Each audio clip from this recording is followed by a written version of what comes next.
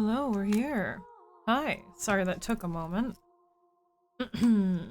I couldn't decide which video I wanted to post. I was not happy with any of them. But hello. How are you dudes? I forgot once again to plug in my controller. Speaking of controllers, well, I have a 360. I'm so torn, upset. So I was thrifting today. And as always, I'm looking through all of the media, so all of the DVDs and CDs to see if I can find any old games.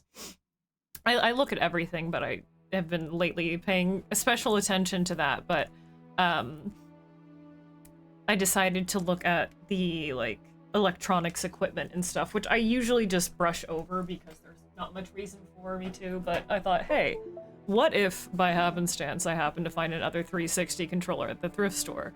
How sick would that be? Because I do want another one in case this one fucks out, because I really like the 360 controller. Didn't find a 360 controller, but what did I fucking find? A whole-ass 360. Like, just a whole-ass Xbox 360 with all its cables and everything. And I got so excited. I was like, shit. If this is a good deal, then that's, like, perfect, because I would really like one eventually.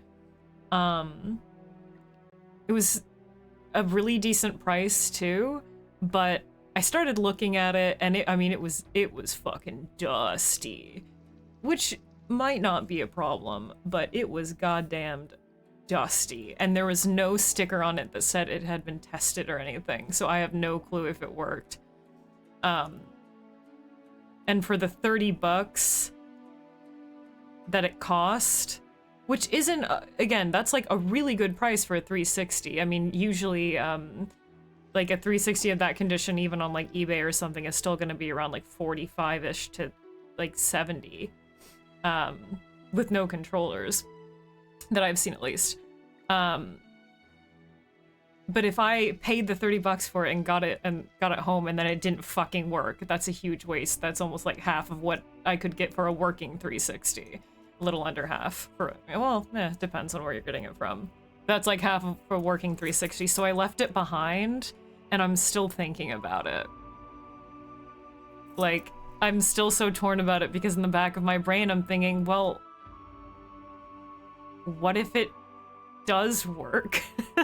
I could have gotten a really good fucking deal. I don't know if that store accepts returns. I don't think they do. Most thrift stores don't accept returns, but like if they did, I could go try to get it. Never get garage thrift stores like that here. It's just overpriced denim. It takes a lot of looking. A lot of looking. This is the first time I've ever seen a 360 in a thrift store in my life raving, and I've been to thrift stores a lot. I've seen like a Wii before for like way overpriced, and it's like behind the fancy counter where you have to ask associates to get it for you, but this 360 is just sitting out.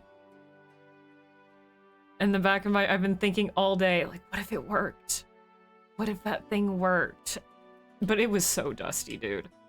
I think I would have to unscrew it completely and gut the whole thing just to clean it.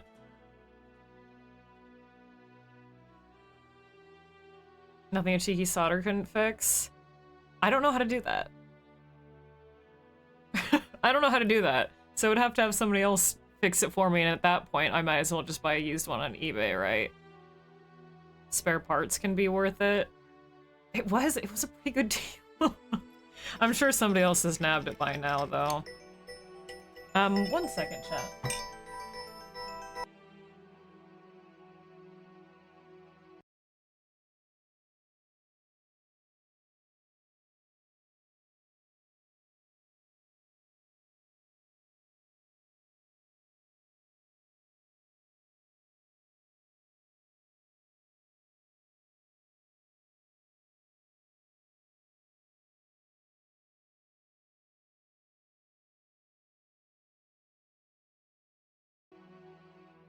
Oh, sorry, I realized I paused the music so I could hear the phone call, and that then you guys sat in silence for a bit, sorry.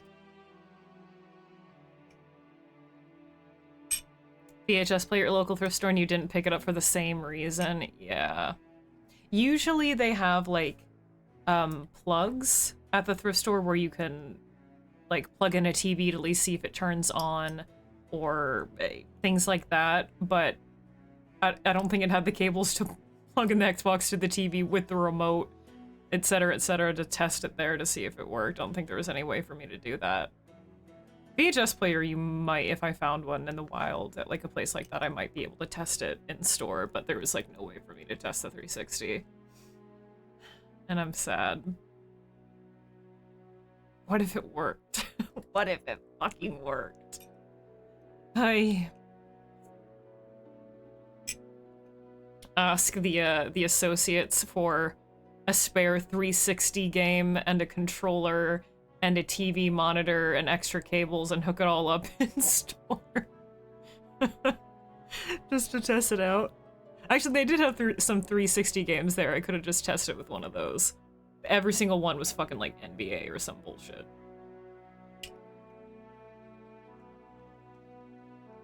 Sup, Joe? How's it going, dude? But yeah, without being able to test it, boo. I did, however, get, where the fuck is it? Oh, where did I put it? Ah. I did get... I found two... Well, actually, I found a few old PC games. I say old PC games, but two that I found weren't that old. It was like, Activision's A Series of Unfortunate Events, and then, like, some Powerpuff Girls games, and I passed on those, personally. And there was, I think, SimCity 3000, which I didn't end up getting, because I feel like those are really easy to get your hands on. But I found this one that I'd never heard of before. The Journeyman Project. Turbo. And the cover boasts the world's first photorealistic adventure game. Quite the fucking claim. I'll be the judge of that. But I guess the Turbo addendum is just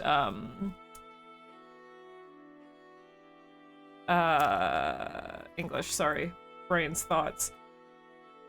Is there, like, enhanced edition version of it, from what I can tell? I've never heard of this in my life. I barely even know what it's about. The way they make it sound, the way they describe it, makes it barely sound like a video game, and more just like a collection of rendered scenes. Made before, after Myst? It says 1994. But yeah, quite the boast. Never heard of this. But I picked it up because it was quite cheap. Here's what the disc. Oh, let me turn it for you. Looks like it's hardly been fucking used. Actually, I didn't even check the disc for scratches. Eep. I got excited when I found it because I've never heard of this game, so I'm all for obscure games. This shit looks like it's never been put inside a player in its goddamn life. That's sweet. What the hell? Awesome. It quite actually looks like it's never been used. Cool. Let's see, what does the insert say? Say anything special? Has a photo of the dev team. Temporal the Protectorate Handbook. Product support, installing, launching, introduction. Yeah, it's 2 turbo. Yeah, the big turbo in gold letters.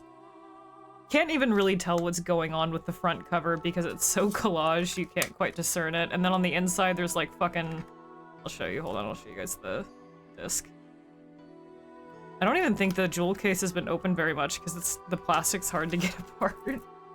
Either it hasn't been touched in a while or wasn't really touched too much in the first place. But it has fucking Schwarzenegger Nukem on the CD. And it reads, select your destination, secure loose objects, oh boy, and prepare yourself for the most intense, interactive ride of your life. Now more than 300% faster than the original. The Journeyman Project Turbo represents the next generation of digital entertainment. Over 400 megabytes of incredible 3D images, animation, video, music, and games will transport you to a chillingly realistic future world where technology reigns supreme and history is as fragile as a memory. 400 fucking whole megabytes, chat. Can you believe this shit? The future. We got 400 megabytes here, man. Photorealistic 3D worlds which the player can fully explore. A branching storyline as sophisticated as any feature film. Integrated arcade and mind games to challenge any player. An intuitive interface featuring easy-to-use inventory and movement controls, helpful information windows, and a multifunctional side-up screen. Over 30 minutes of digital video shot with professional actors. Yeah, I think they talk about the video, the images, the tech of it all because it's their Turbo Edition. Whatever the fuck 300% faster is supposed to mean, I guess just better load times. Which I feel like is just more of a result of technology getting better over the couple of years that it was released in the first place. So I think it was originally released in 92.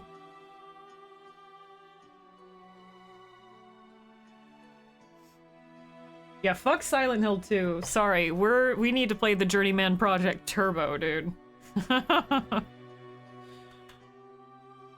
Yeah, I didn't end up picking up SimCity, but I did get this one because, again, it was unique. I've never heard of it. I looked it up on eBay, and it's not really worth that much, but there aren't that many listings, but it's nothing, you know, too fancy.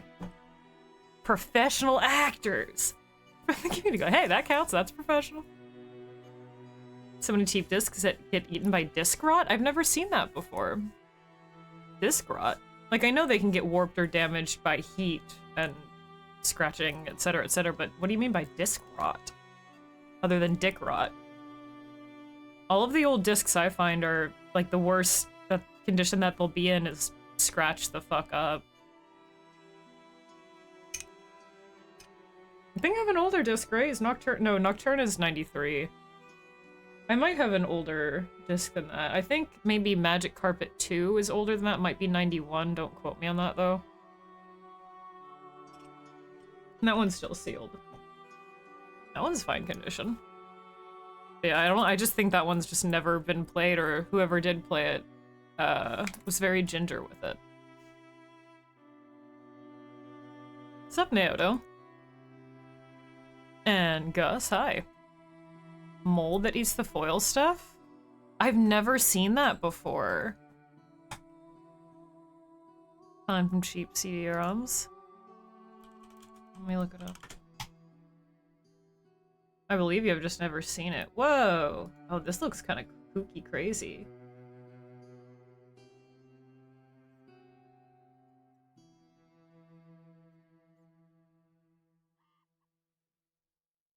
Okay, I've seen it where, yeah, the foil gets kind of eaten away, but I don't see that super commonly. Oh, okay, I see what you mean now. Then the disc gets see-through. Okay, yeah. I just assumed that was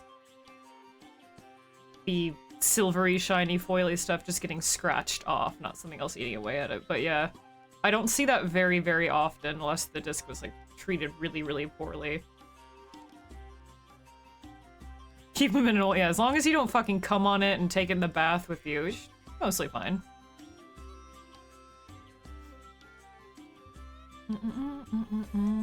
Yeah, most of even the thrift store stuff I find, usually in fairly good condition. At least the old games I find. Some of them a little bit less, but usually not too bad. One sec.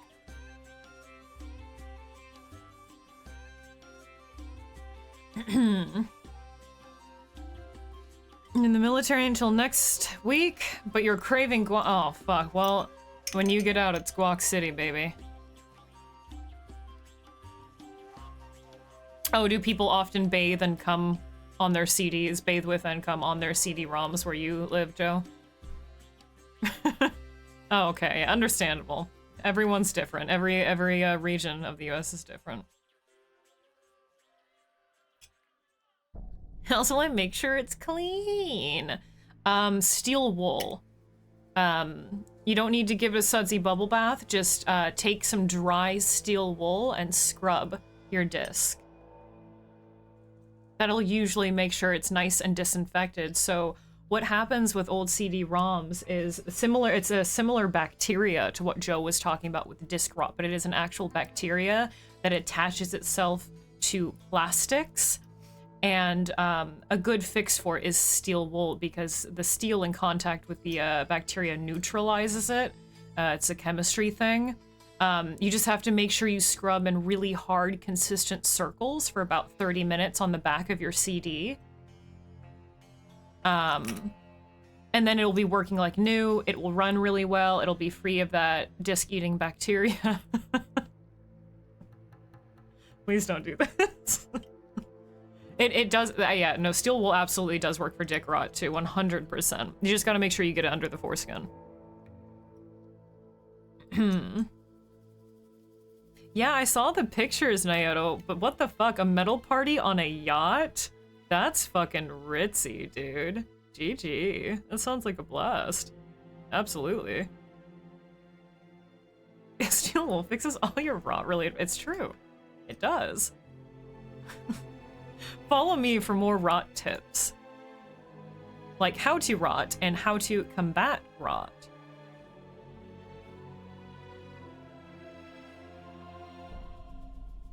Okay, there we go.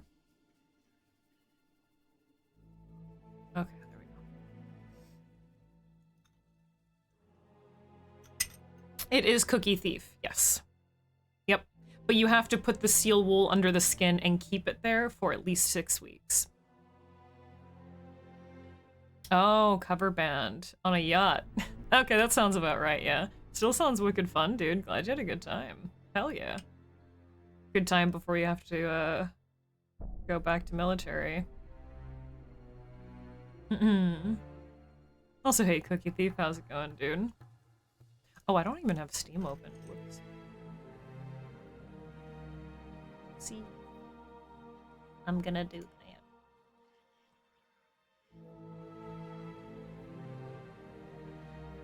Hello? Steam? There it goes. God, I really hate... You know that special offers window that pops up every single time you open Steam? I don't know if there's a way to turn that off. It's whatever. But I wouldn't be so annoyed by it if it didn't open behind the main Steam window every time. It's really annoying. And I have to go to my taskbar, then click on it, then X out of it, or minimize Steam, then close the pop-up window. Why doesn't it open in the front anyway? What, doesn't it want you to see the updates and deals and yada yada?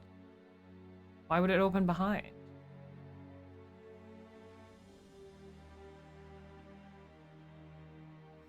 Rude. My coffee's already cold, which is sad. I decided to make hot coffee today because dust on it. Look at it. Someone's been drinking that juice. $2.99. Sup, Smoxin. I'm kind of fucking cold today. I might have to get a sweater here in a bit. But I made warm coffee to warm myself up, but it doesn't fucking matter because it's already under room temp. If I had a place to plug in my mug warmer, I would. I have it right in my fucking drawer over here. But nary a place to use it at my fucking desk. Sag. How's it going, Smoxin?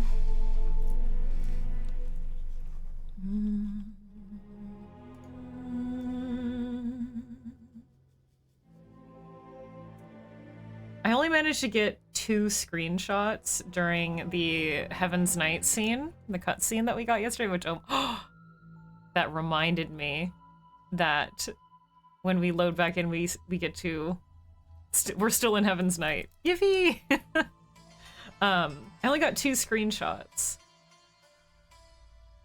And one of them's okay, and the other one would have been so good if the subtitles weren't on the screen. I'll get them next time, son. I do, but they're all used up. Like one side of outlets is completely used up by my power extender and my PC.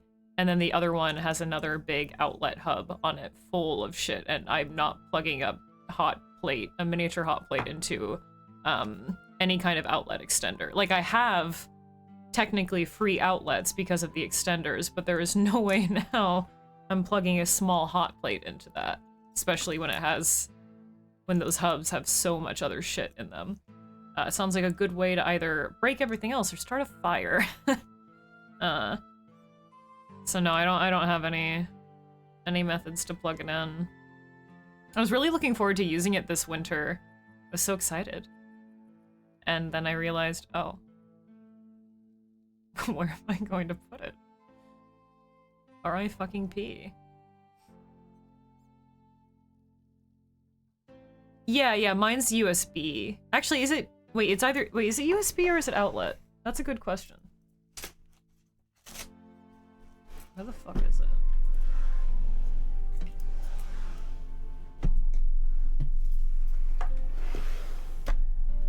I don't know if it's really as much of a concern for power, like how much power it draws cloud. It's just the heat that it generates, right?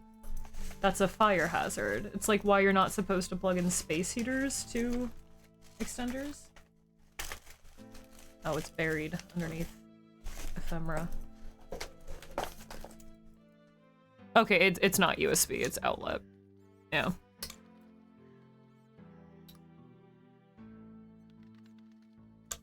Yeah.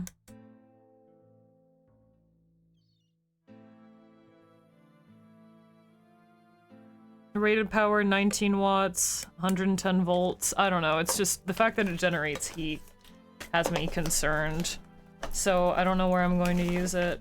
I'd really like to. I didn't think that through. Sup, Link?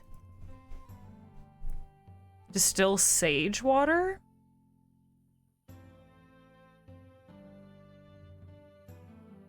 Like you want to make just like a simple distilled water?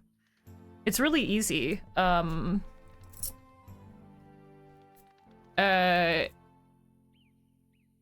I forget exactly the term for that kind of water essence. There's like an alchemy term for it. But how I've done it before with other plant matter, is you get a big boiling pot of water and you put the plant matter in the water, and then you take like a lid upside down, like metal works best, but glass, if it's a low temperature, is fine, or as long as it's like tempered glass that won't shatter due to the heat and steam. And you put that, oh, you need like a metal jar or a container or a bowl or something that's also heat and water shatter resistant safe, that you kind of add as a platform. Then in the center, that is not submerged in the water, it needs to be taller than your amount of water. And you put the lid upside down over it so that it kind of acts as a funnel shape down into your center empty container. And then at the top, on the very top of your lid, you're going to want to put lots and lots of ice, or like a plastic bag full of ice. And you're usually going to need to top up the ice because it will melt very quickly, but you need that that cold temperature to make it steam more and to extract it. And what it does is it funnels down the lid and then goes into the empty vessel that you have in the center. All the steam rises with the plant extracts, and then it makes a distilled plant essence, if that's what you're talking about. It's really simple to do. There are plenty of tutorials online that you can look up, but that's how I've always done it. It's going to be like, it is a more concentrated form of like a tea because it's condensation and essential oils, right? So it's an essence, it's not a tea, which is an infusion. Yeah, really easy to do. I've done that with like rose, and I use it for like face stuff, like facial mists. Your mom does that to me a lot. But that's like, it's kind of like a down and dirty kind of distillery. It's like steam distillery kind of deal. But yeah, it's really easy to do. You just have to make sure that everything is heat proof and shatter resistant because you're working with boiling water, or at least the water simmers, right?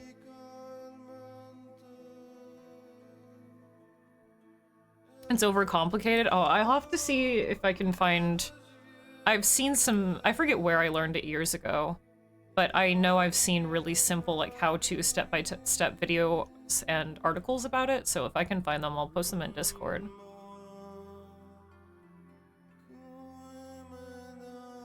Steam reflux? Sure. Space heaters are the maximum safe wattage for a single outlet because they're rated. Yeah, but you're putting it in an outlet, not in like an outlet extender, a power hub. Whoa.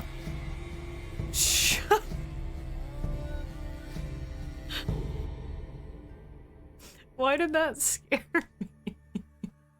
Hello. Hi, hello.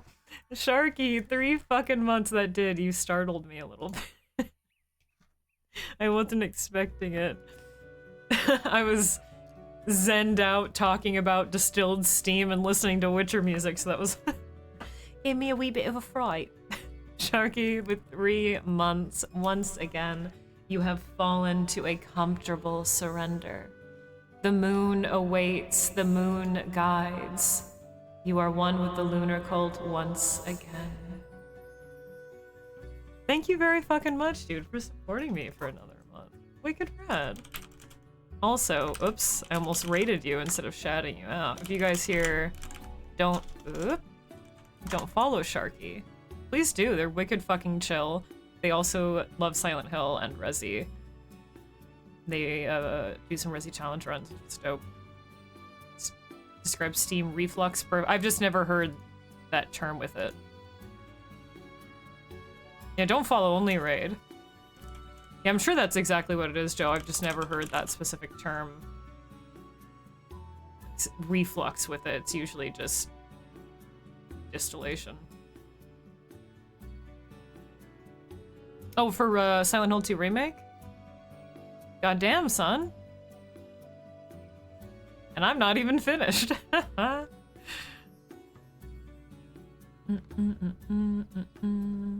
with sage and make tea with it. Oh, make tea with the... I don't think you're gonna want to drink it. The distilled essence that you make, it's not really going to be something that you want to drink. I mean, it's the condensed steam and essential oils. So it's not really for drinking.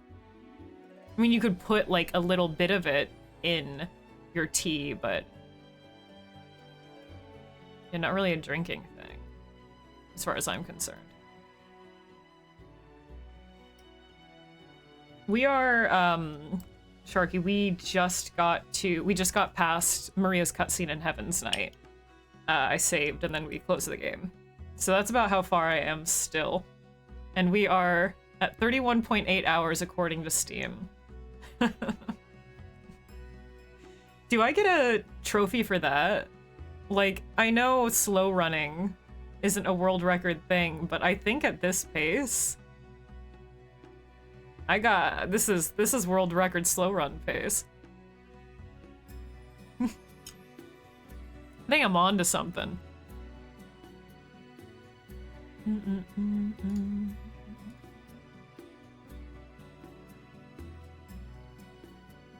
You had a blood moon on Monday? Ooh. I'm sure that was beautiful to see. The, past week it's been far too cloudy to even see the moon, which is a shame. Because when, winter starts slowly creeping in, I feel like the, night sky is usually so clear and the moon is even more lovely. As if it wasn't already.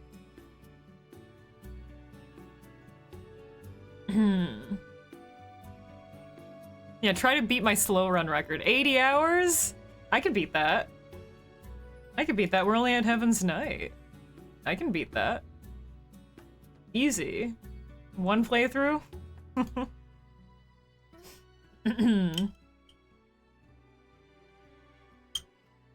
God damn. It's like cold now. How upsetting. Oh, upsetting. Granted, also keep in mind that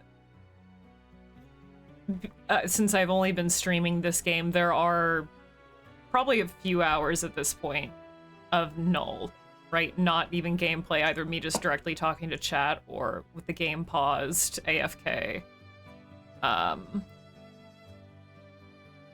But most of it is gameplay hours. I love the Heaven's Night song so fucking much. The original is fucking ascended. It is otherworldly. The new one's very different, but fits the vibe and the emotions of the scene very well, and the environment. It's a lot more funk sleazy, so I think it fits very well.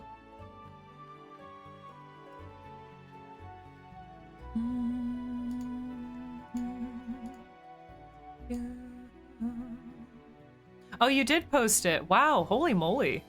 God Zooks! Look at her, that's fucking huge. That's just the fucking moon hanging in there? Holy fuck. It looks like you accidentally slapped a slice of pepperoni on your camera screen. Whoa. That's amazing. How lucky to see that in person. I think I've only seen a blood moon once in person, and it was more just a pallid orange harvest moon than anything. But it was, I mean, the moon was fucking huge that night, and to see it so orange was bewildering. I've never seen it red like that. Man, lucky. Oh, I'm not excusing it at this point, Gus. I think I'm just owning it. I'm accepting it. I am fully deep diving into all of the details possible. And enjoying that. Also, hey Yota. And William. Promise Reprise still your favorite? For a Sucker for Piano. Yeah, the remake with all of the new added tracks does seem to have a lot more piano tracks, so I'm sure that's very groovy for you. I'm really looking forward to, when I do finally finish the game, sitting down or, you know, in the background, etc., listening to the remake soundtrack in full outside of the game. To kind of give it more of a clear ear.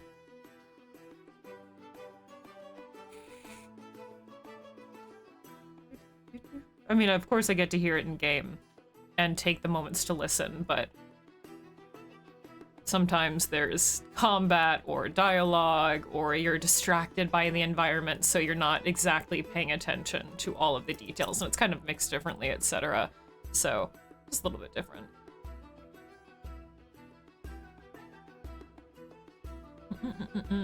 Too damn patient? Slow the fuck down and enjoy the goddamn details. Savor this shit, goddammit. We've waited fucking years, alright? You fucking speed through this shit, I'm banning you. I'm banning you.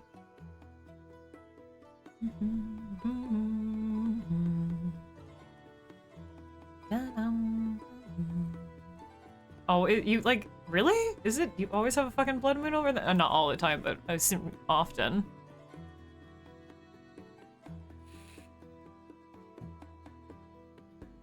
It really, yeah, the emotion in her voice is very good, William.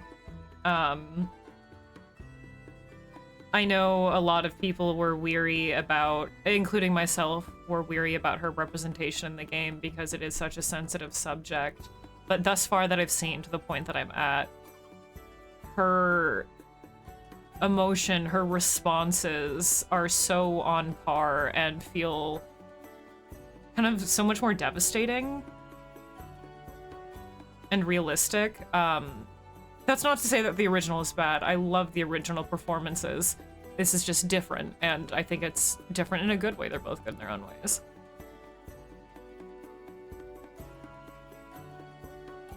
Sorry, I'm clearing some notifications so I don't get distracted. You see it a lot here. Lucky you. Lucky you. Yeah, all the voice acting is pretty fucking good. I don't think there's really anything bad so far, right? And William, thank you for the follow, Dakoyo. Good username. Achu. Sviki.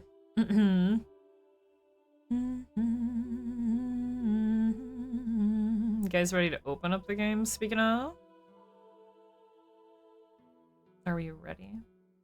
On my YouTube sidebar, for some reason in the recommended, there's dreamy lo-fi mix, soft beats for study and relaxation. Okay. That's a, you know, maybe a valid side recommendation considering I'm listening to Witcher 1 music and ambience, like 2-hour video, right? But the thumbnail for it is like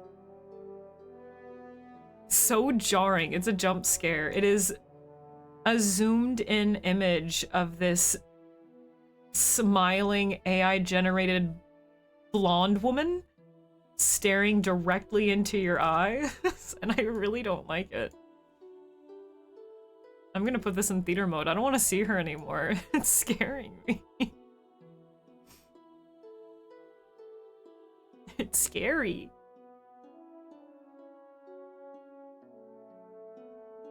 OG Laura's performance is pretty good. I'd probably argue that out of the original voice acting, hers is probably the most realistic. I don't know maybe if the best performance, because damn, Maria has some really great moments, or the voice actress behind her has some really great moments in the OG, but I'd say that Laura sounds the most convincing, right? And like, don't get me wrong, I do really like the original voice acting, but it is a little bit at, you know, in this era, kind of hard to get used to. It is a bit jarring, a bit off kilter, but that I think adds to the ambience, adds to the game, adds to the surrealness with how kind of aloof everyone sounds, especially James. But I think Laura, out of all of them, sounds the most realistic and convincing. Are you ambiently relaxed? The blonde woman in my fucking YouTube thumbnail. She's scary. I don't want to watch this video. Why is it recommending it to me? 3 views. Oh, because it's a new video that came out 3 days ago. No, 3 hours ago. I don't want to watch this. It's scary.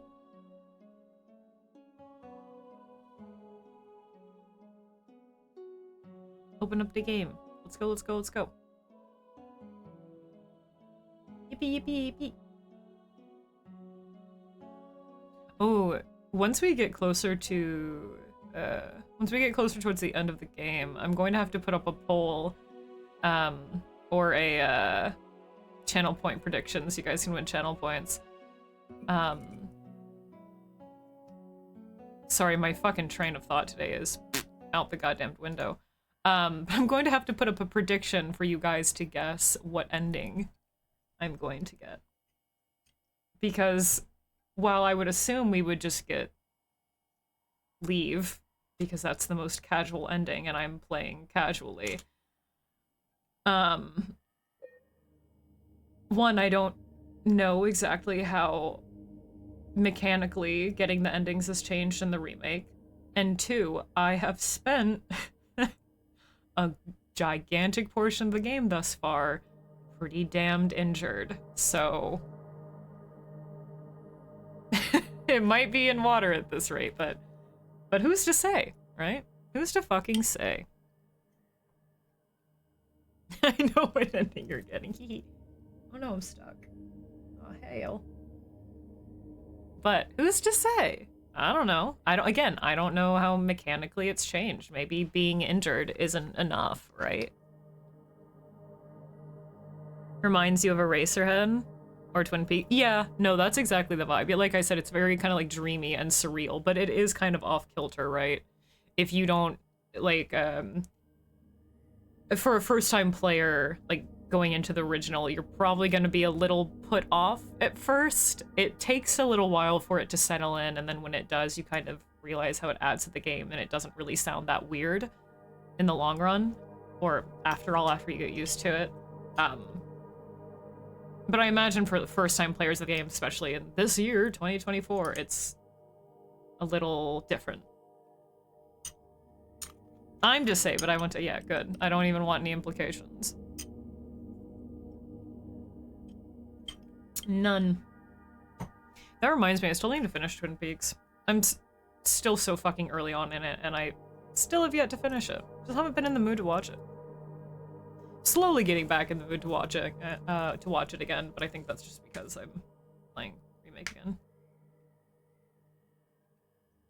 There's 2 possible ones. I mean, I'm assuming leave or in water. It would be kind of litty-titty to get in water on my first playthrough. That's my favorite ending. I'm so excited to go back into Heaven's Night. Let's fucking go!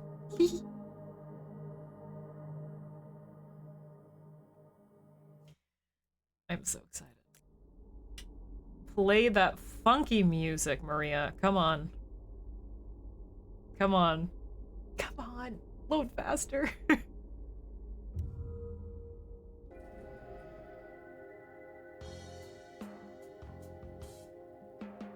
It's so dirty.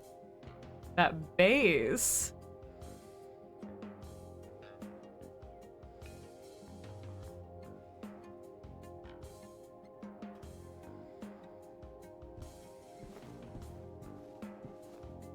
And now I'm going to spend at least 45 more minutes looking at every meticulous detail, or every detail meticulously, in Heaven's Night before we leave. God damn that bass. Again, I love the original song so much. It is incredibly iconic. It feels like when you listen to it, it feels like you fucking ascend in some kind of lustful way. This is just so different, but again, it plays to the scenes so well. When she comes up and she's doing her jokingly seductive strut, it works so well. And her quick change in emotion, it just... mwah, mwah, mwah.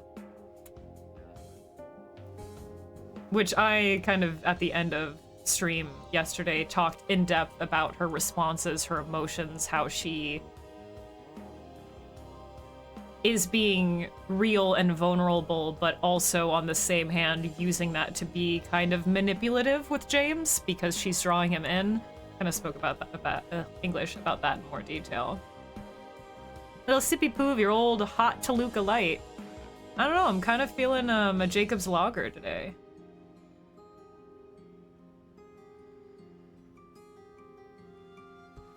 Kind of feeling the Jacob's Lager. Yeah, the architecture of Heaven's Night is so different, and I was talking about yesterday as well that it looks more like a strip club now. More like an actual club. Before, and I always talk about this, and I'll just briefly touch on it again because we spoke about it in detail yesterday. They were always so ambiguous, or at least a little bit ambiguous, on what they wanted Heaven's Night to be. And now it's more clearly like a more loungy strip club. A more like little bit upscale because they have quite a nice kitchen and bar. Quite a nice menu. And a really big backstage area. Huge. And a smaller dressing room, not a ton of performers, etc. But even the dressing room is more realistic.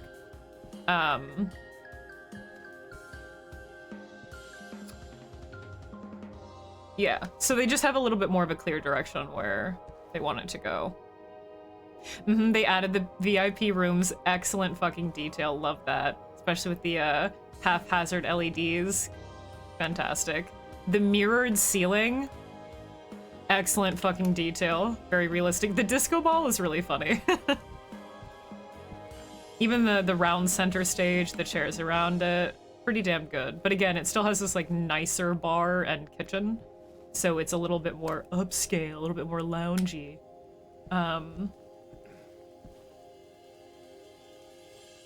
But yeah, they're giving us more of a clear vision on what it should have been in the first place. it was messy before.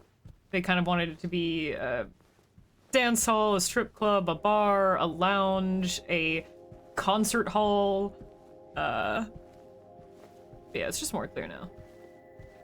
Oh yeah, have you guys not noticed the Jacob's Lager? Yeah, so this it is this tap system's throughout a couple bars in the game.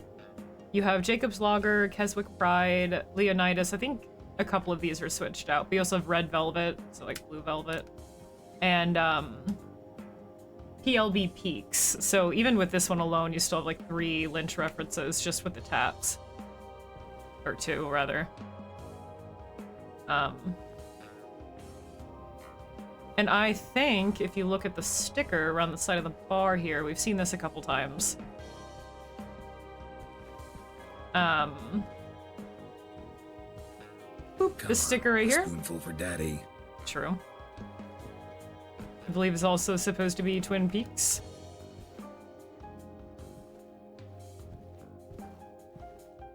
Times Night looks way less decayed. It does. Partially because of the lights, but it doesn't look... I mean, yeah, the floor is kind of fucked, but it's not that decayed. And I think part of that is because this is kind of Maria's area, her domain, her zone. And that's more... that's piqued James's interest more.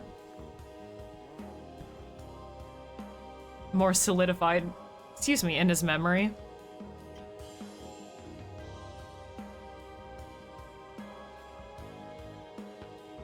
Much better representation from yeah. It's probably one of the more like realistic ones I've seen in games, right? Aside from like, I don't know, like GTA 5. I know, the lights. Oh, I love the lighting here. I wanted to take so many screenshots during the cutscene, but stopped myself so I could enjoy it.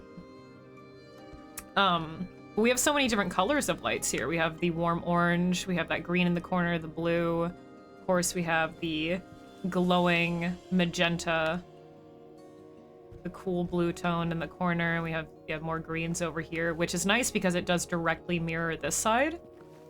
Just notice that actually you have the red, orange, greenish, yellow.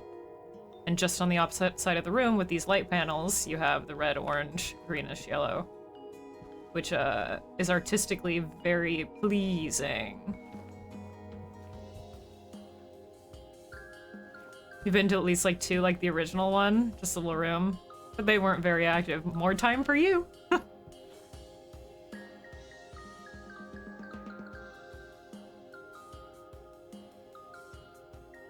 I don't know, yeah, are you guys ready to admit that Bloober's always been fucking cooking? Or what?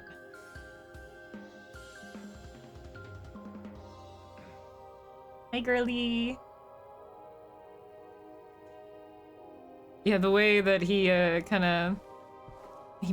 sheepishly rejected the drink and didn't completely. I mean, he rejected her flirtatious advances. Maybe didn't give in as much as she wanted him to, but was still curious. But she's now either on one hand she's giving him his space because she doesn't want to push him too far. But also, I think she's a little embarrassed by it.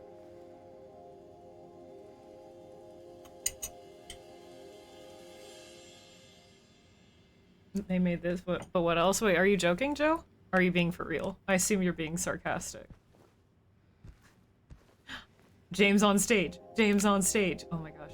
Let's go. I really hope Maria says something when we step onto the spotlight. Please say something funny. Heaven's Night Party, 8 p.m. It's kind of early. 22nd of November. Oh, that's so soon. Chat, mark your calendars. You can't remember why people hate them? No real reason, honestly. Like, no legitimate reasons. They just don't like their game, so they think that's a reason to say that they're bad devs. They did Layers of Fear 2, and then the Layers of Fears collection. They did Observer and The Medium. Those are all their games. And now they are currently developing Chronos.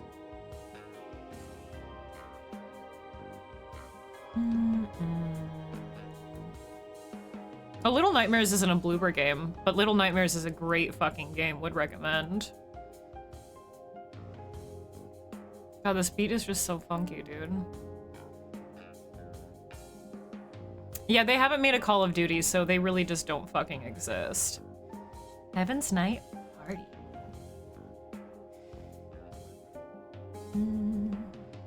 But you can look at that very specifically. He knows. He's been to that party, methinks. Looks like you have a photo of perhaps the VIP room. It's a white sofa with some cushions. Screenshot, you can see the Heaven's Night logo at the top worn out. Screenshot that for art reference. Very glitzy curtains. Can we see anything spooky? They did change the color of the curtains. The curtains in the original are a very dingy, deep blue. And you normally can't even see behind them.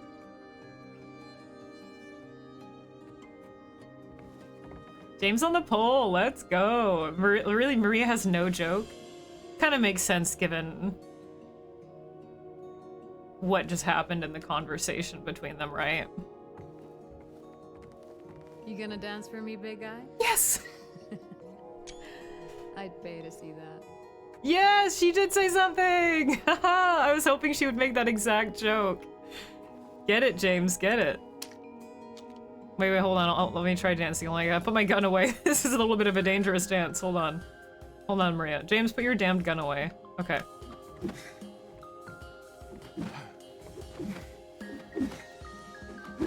This is the most dancing we can do. Is this getting you going, Maria?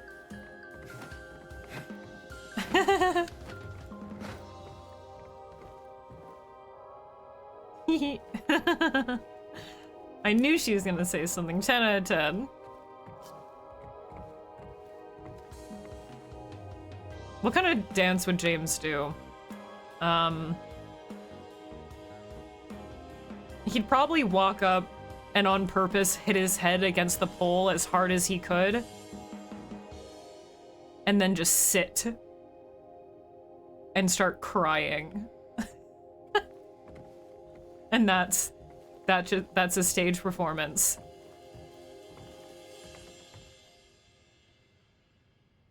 Pipe dance, yeah. That's all he knows. He doesn't know the pole, he knows the pipe. Dance for the lady, Jimbo. Come on, man. Don't objectify him. He's depressed and sad and looking for his dead wife. Depressed doesn't he? Has to sit and cry. Oh, wait, we gotta turn off the flashlight so we can, Oh. Oh. Hold on. Back the fuck up, Jimbo. I need a good screenshot. Jimothy. You please. The pole is, like the hitbox of the pole is getting in the way of the camera. Dang it.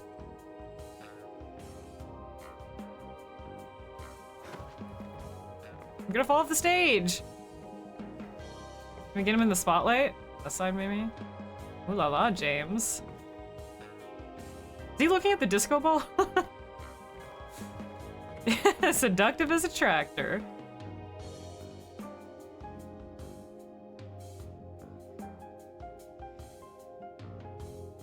Swing that pole.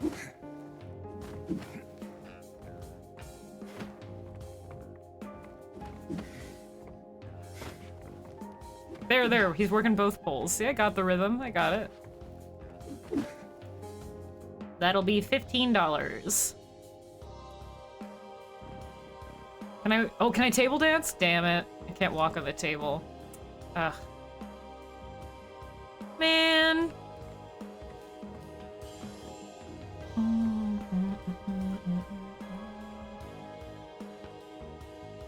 Layers is the one that, wait, yeah. I have not played the medium yet, no.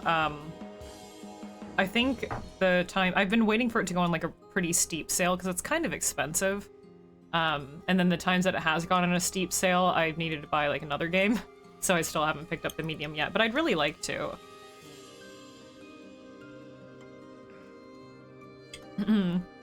Yeah. Flicks a few fucking nickels. Yeah, I just love all the different color together. The red through the door here, the warm tones on this side, the cool dream. Love the added neon signs. And in here, we looked at this yesterday, yeah. The wallet with a photo of a woman and the missing wedding ring. And glasses. Some dope-ass glasses. But I can only assume, you know, representing James, perhaps. Spilled bottle of whiskey. Fuck, slurp it up. Actually, I wanted to look at that label of the bottle.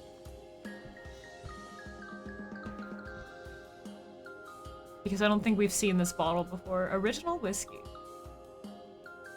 Making it hail, yeah. Full pack of cigarettes. Yeah, such a different setup. The chairs, though, are actually kind of similar. The original chairs at the bar are... They're more like a magenta than a red, but close enough that these chairs have a really similar padding color, except it's more of a like standard raw wood color instead of the black paint. And it has, you know, the booth seats, kind of like a cafe, and then the round seats closer to the square stage. But you still have the booth seats on this side, yeah. And normally between the booth seats, you have all of the posters plastered between them. Hee hee, ooh la la, oh my my. And Maria has nothing to say about this? Is this supposed to be a Silent Hill 4 reference, or is this just like, ooh la la, cheeky, hot, sexy nurse, and it's supposed to be referencing perhaps why James sees the nurses later on as so sexualized as he does? Or both?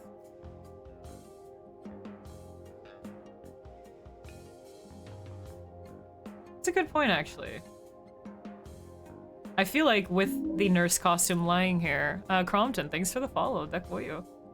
The nurse costume lying here, and then the lost and found bucket with the wedding ring, I feel like it implies that, well, obviously because perhaps, well, there's no real concrete evidence that James has ever really been to Heaven's Night before, but he obviously knows of Maria, but he might just know of her and kind of lusted after her based on all of the posters and advertising that she's featured in, right?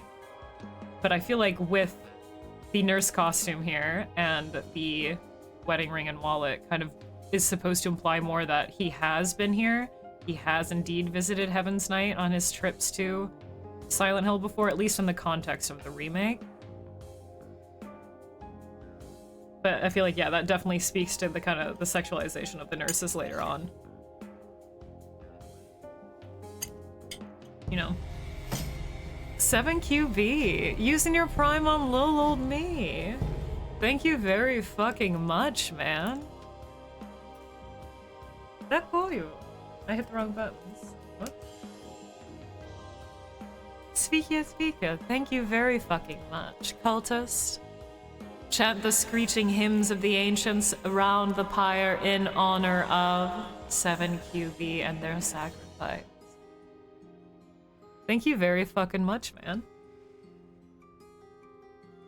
Wicked kind. Enjoy the emotes for yet another month. Thanks for using your prime on me. Lisa's been here. True, maybe, yeah, maybe it's just Lisa. I mean, there's so many nurse references throughout the games, but Eileen's the only one with a sexy nurse costume. Very different than this one, though. This is like, you could buy this today.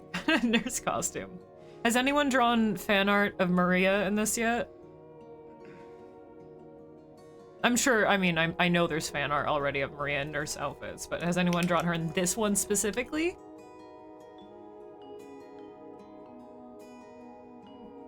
The back booth on the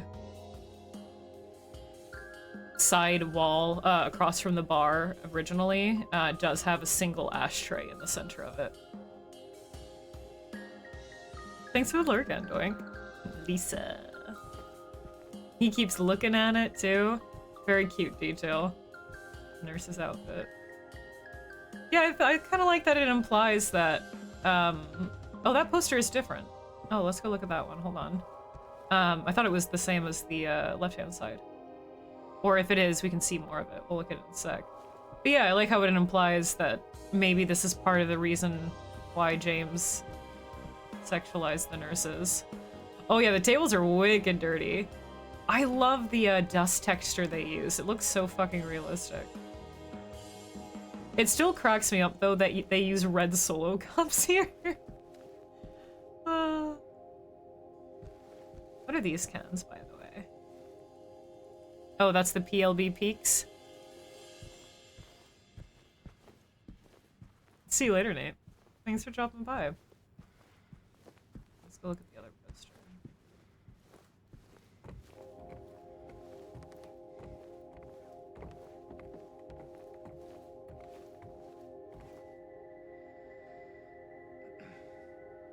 Okay, so it's the couch, but it has a disembodied pair of lips peering out from the curtain. That's really uncanny. That's kind of scary. Which, I mean, makes sense.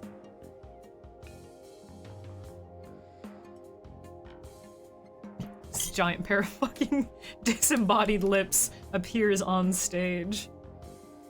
Yeah, we can see more of it, yeah, in the previous one. Paradise. Yeah, that neon sign is exactly the same. Pretty much. The Heaven's Night sign has a little bit of an upgrade with the butterflies. I think that's very cute.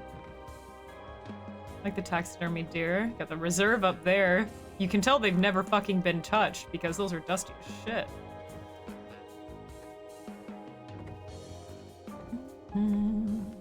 Oh, he won't do a flying kickflip off the stage? Think we're gonna get splinters? I mean, we have shoes on, we're fine. No broken dollar bills.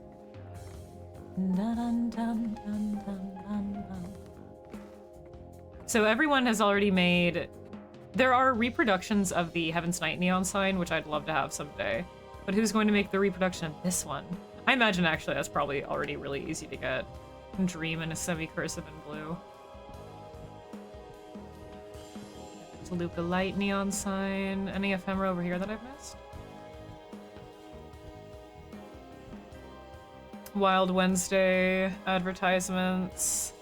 And then, yeah, this one we noticed on the door before you even enter here. That photo is the dog ending Maria photo. Cafe Mist. Yellow register. Lots and lots of fucking ashtrays and kitty cats. Aw, look at the kitties. Hee hee. It has to be some developer's cat. Wine glasses. Emergency evacuation instructions. Fifth River, look at this again. English flag.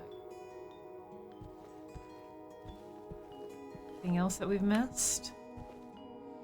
Cafe missed? Did I go this way? I don't think I have. Is that you? Would you like it to be? Ooh la la. I am, if you want me to be. Very saucy of her, wow. Very saucy. Also, the Heaven's Night font that they use is the same font that they use for the Silent Hill 4 logo.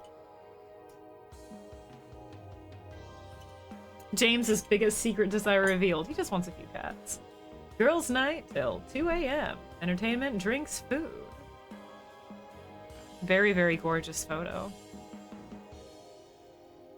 Heaven's Night should be a real place. I mean, strip clubs do exist, Link. those are real places. I know that's really hard to believe. But strip clubs exist. But Heaven's Night in particular, yeah, that'd be so fucking awesome if it was real. 8 p.m. Heaven's Night party. We have a photo, just a very lounge photo of a woman's legs lounging. This photo is so gorgeous, though. I love the texturing on this, how it just barely obscures the face, but enough for him to make some kind of guess to recognize someone, whether that's Maria or Mary in it. That one up there is really hard to discern. It looks so abstract. It almost looks like a detail from a Baroque painting. Yeah, Joe will be your guide. Poster of some fishnets. The images are pretty tame, all things considered, you know?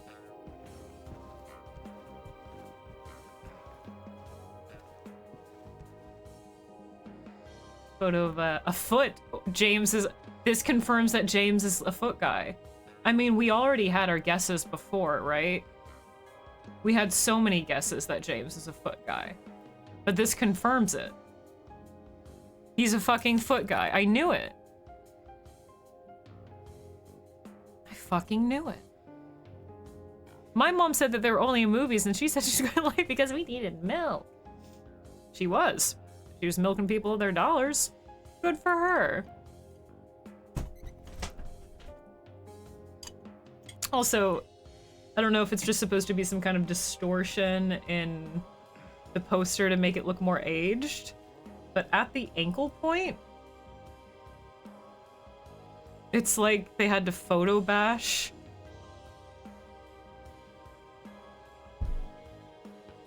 the ankle foot area to fit within the frame. It's so weird the way the fishnets are cut off. They would not realistically sit. I mean, you can tell they're torn by the heel, but they're like cut specifically at the ankle and they wouldn't lay like that. And you see how they're kind of like wavy on the left side. I don't know what kind of weird photoshopping's going on there. You can see they're only on one leg. Again, pretty tame piece unless you're into feet. Pretty tame imagery for a strip club. What am I looking at?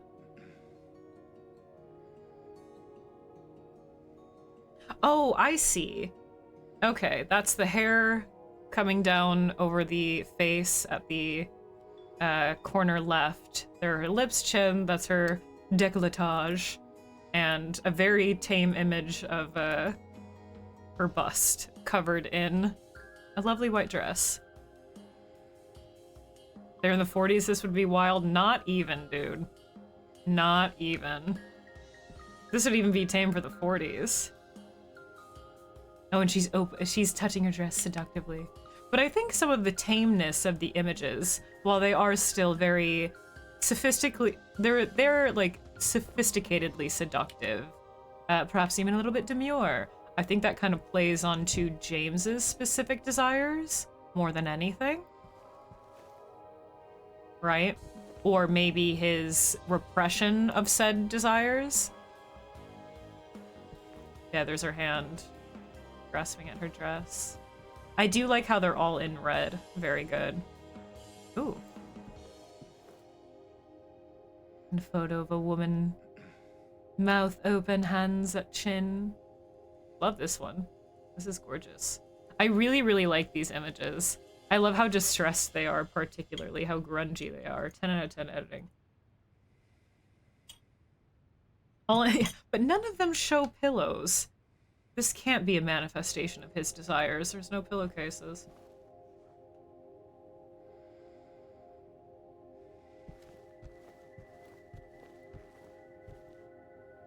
I got a payphone.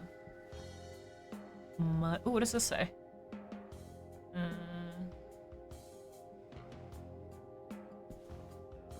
Oh, it's their VIP menu. I don't have my magnifying glass, so this is, you know, a little hard to read. But if you guys are wondering about Heaven's Night's VIP prices, 20 minutes with 2 girls is $210. At the side it says, I think 105. That might be their, like, either their extra bottle service price or their recommended tip. Not sure. 20 minutes, one girl. Looks like that says 160. 20 minutes, three girls, 420. Nice. I think that might say... No, that doesn't say 20 minutes, three girls. That says 2 minutes. No, it says 10. I lied. That says 10 minutes, three girls, 420. 210 next to it. 10 minutes, two girls. I think that says 330.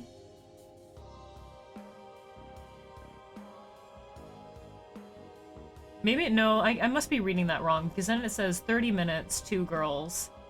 And it looks like it just says 90, but that can't be right. The prices get lower as the list goes down, but the amount of minutes and girls gets higher, so I think it's just a little mismatch.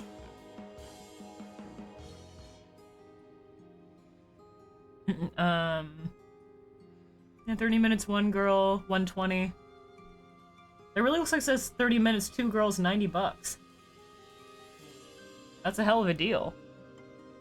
90 girls for 1 minute, please. Can I order off of the menu? Or the side price might be, it looks like the top might say two girls. I don't know, it's hard to tell. The hand art, it's a little bit hard for me to tell even if some of the, if like later on down the list, if the dollar symbol is supposed to be like a 3 instead. Or if they just reversed it, because why the hell? It's 30 minutes, two girls, $90.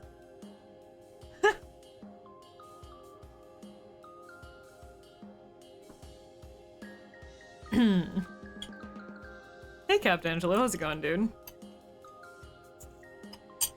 Someday I'll get my hands on the texture files and do a deep dive into all of that. Ooh boy. Ooh boy. But I don't have my magnifying glass, so that's all I'm able to discern are the VIP prices. Or of the VIP prices.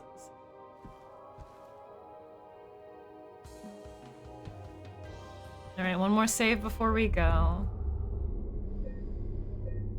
Stares intently at red square. Also, hey, Porphyry. And Angelo, sup, dude? Alright, let's save.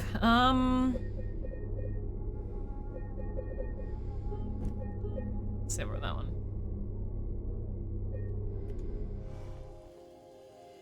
Any other details? I don't want to leave. Oh, there's the Kiss neon sign. They made it much smaller and put it in the back here. I think normally it's... So the Heaven's Night sign is at the exit door. Normally the exit door is on this side. They have it behind the bar. And the Kiss neon sign, I think, is to the left. It is to the left of the stage above. There's like an armoire for some reason, like a dresser. Not a dresser, but like an armoire, a closet. On one side and a door on the other. The door is where James originally comes from, where the stairs are in the dressing rooms. But on this side, there's like an armoire for some reason. I think above that is where the Kiss neon sign is. And then next to the bar is where the Paradise sign is. So the Paradise sign is still kind of on the same side of the room.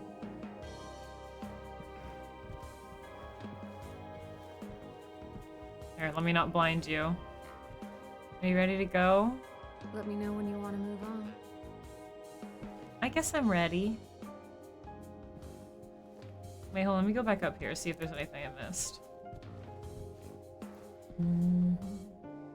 Purple, pink. Damn, those couches are fucked. Oh, we can't go in any of the VIP rooms. James didn't pay the 320 or the 420. That's what it was, 420. You can't get in. All right, all right. And I like how it has the... Okay over there? Oh yeah, I'm all right. I'm just exploring back here for a sec. Wanna go play the arcade machines. But having the mannequins here is a nice touch as well. There wouldn't really be mannequins here. Especially the legs representing the monsters and James's desires, etc. There's a deer head. Oh, the taxidermy deer. Makes it a little bit rustic. Alright, I'm alright, Maria. I'm just slowly exploring. This area is just beautiful with the lighting. Like, goddamn. Gorgeous. Okay, Maria, let's go. Thank you for showing me your place of work. Let's go. All right then. Come on.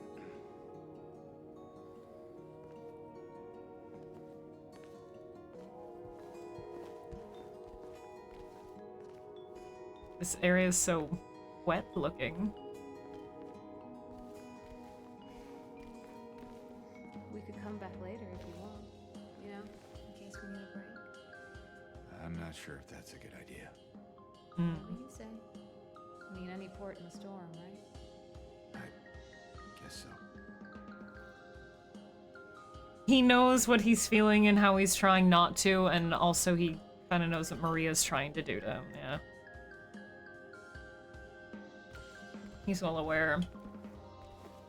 In the way, yeah, the way it's kind of, it's much more sad to see the way that James is taking all of this and how how Maria's advances are affecting him.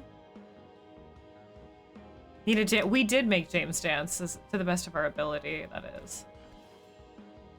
But being so standoffish with Maria on the stage and saying that it's not a good idea that we even come back here, like you feel empathy for him. And I don't know, I feel kind of bad for him. Whoa, the stark light by contrast, holy shit. Yeah, you feel bad for him, almost like, you know, she's taking advantage of him. High heel shoes. It's the old calendar again. I do like how the music fades out as if it's still playing in the main room. Oh, and then you have the Heaven's Night sign right there, so this is more akin to walking up the stairs of the alleyway and seeing it above the door. Ugh, I want a Heaven's Night neon sign so badly, dude. Oh, it's much darker. Oh, how gloomy. Oh, that's lovely looking, isn't it? Wow. A different tone. You can still slightly hear the drums from the music. Very good detail. You have the purple butterfly and the lips. Oh, there's like the original poster, yeah, of Maria on the side there, the black and white one. Yeah. Being able to just barely hear the drums. Whoa, they have a Heaven's Night branded arcade cabinet? Whoa. What are you playing?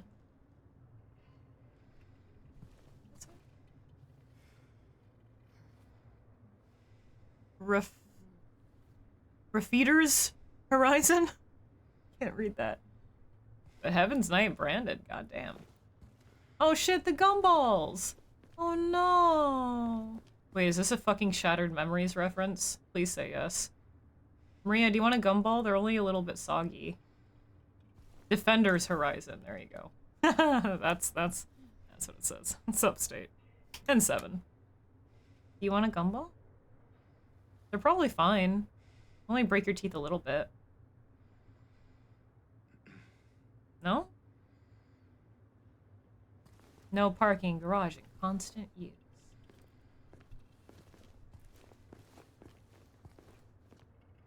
Yeah, that kind of more just gloomy haze of the fog as the sun is setting.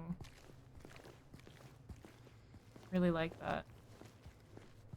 Neighborhood Cafe, Neely Street. Where are we right now? Alleyway.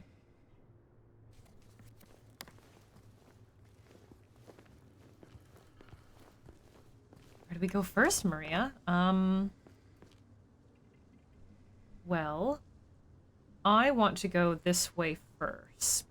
Yeah, I think this is probably the way. Well, I guess that you could go either way, but I want to go this way towards the theater and the Moonlight Grove because obviously. So let's go to Cats. Yeah, I can still hear the Heaven's Night music blaring. I love that. Oh, we can't go this way anyway. Well, what about through that alleyway? Okay, it wants us to go there. Is there anything over here? Oh, the door's here. Oh. This is a dead end, anyway.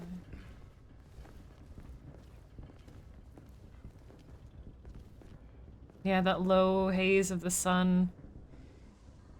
It's so, like, milky and bloomy through the fog. It's very nice. Anything over here? Nothing. Lots of trash. Maria, you want some garbage? Ooh, look, a free spring. Actually, no, that's like a belt piece. You want a new belt? I'll take that as a no.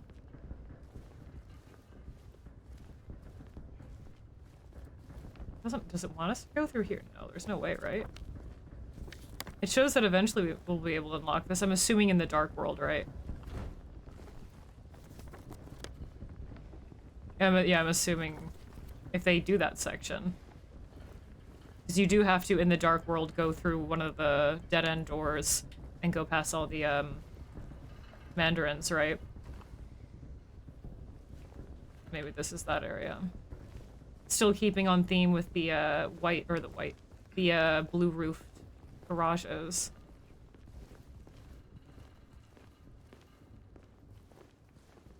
That you see down the first neighborhood street. Let's go this way. Yeah, the thunderous sound of the dead-end roads with the wind hitting all the tarps is almost its own ambient drone.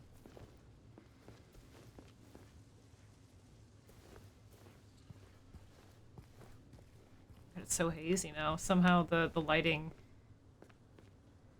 because the fog is softer and more bloomy due to the setting sun, I feel like it's almost harder to see. Another postal truck.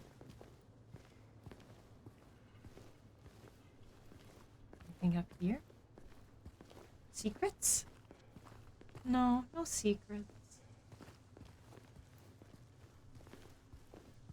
Big graffiti. Look, it matches your jacket. It's not far now. Oh. Thanks for letting me know. Give me stuff. Damn. So weird, smashing windows and not seeing the plank. We're piped the fuck out. Work truck, heavily graffiti. Let's see, this way. I'm assuming, actually, she probably wants us to go towards the theater and stuff, so it's over here. Haven't heard my radio go off in a second.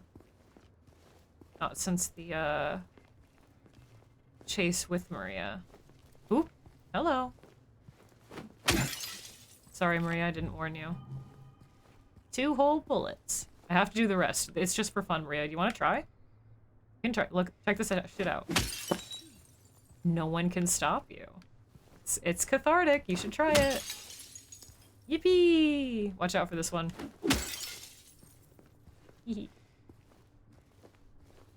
It's fun, Maria. Yippee!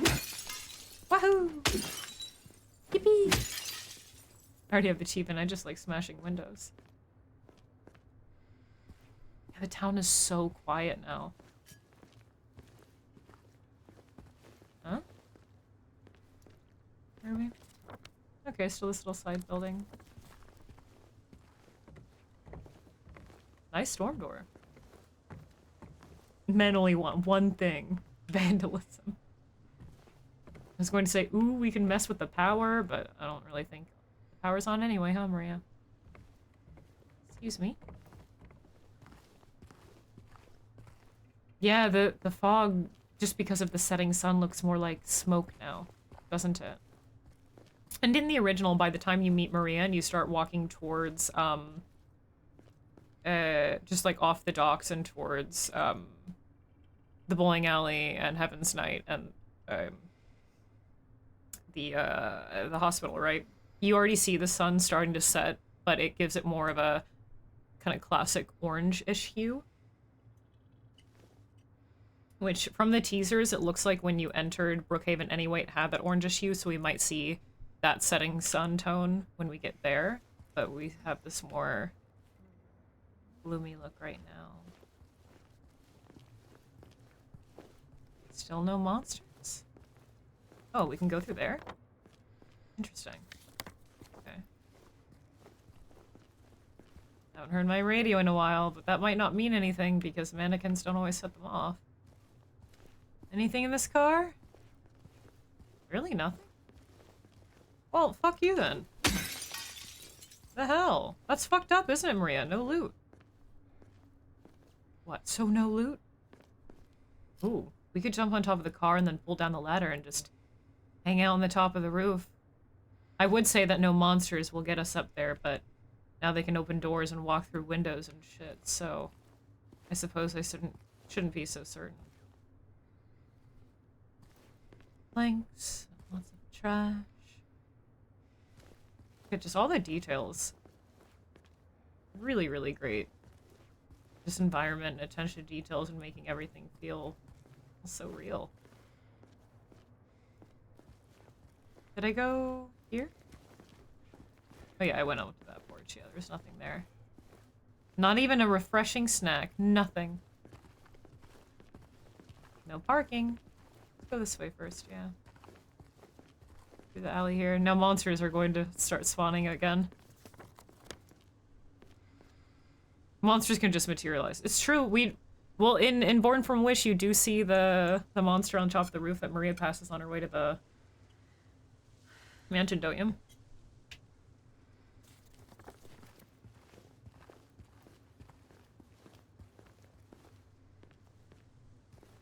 Special care. Doggy. Or Lise.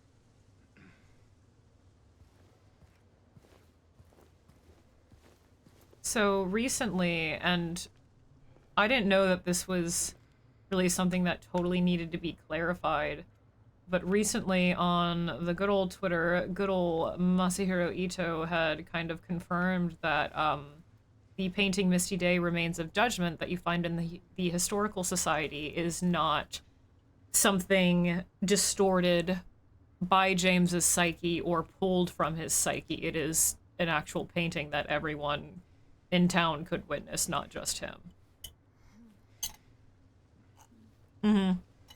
Yeah, I saw it too. Some of the fog is a little extra blurry here, and I think that's on purpose, but it does get a little glitchy at times.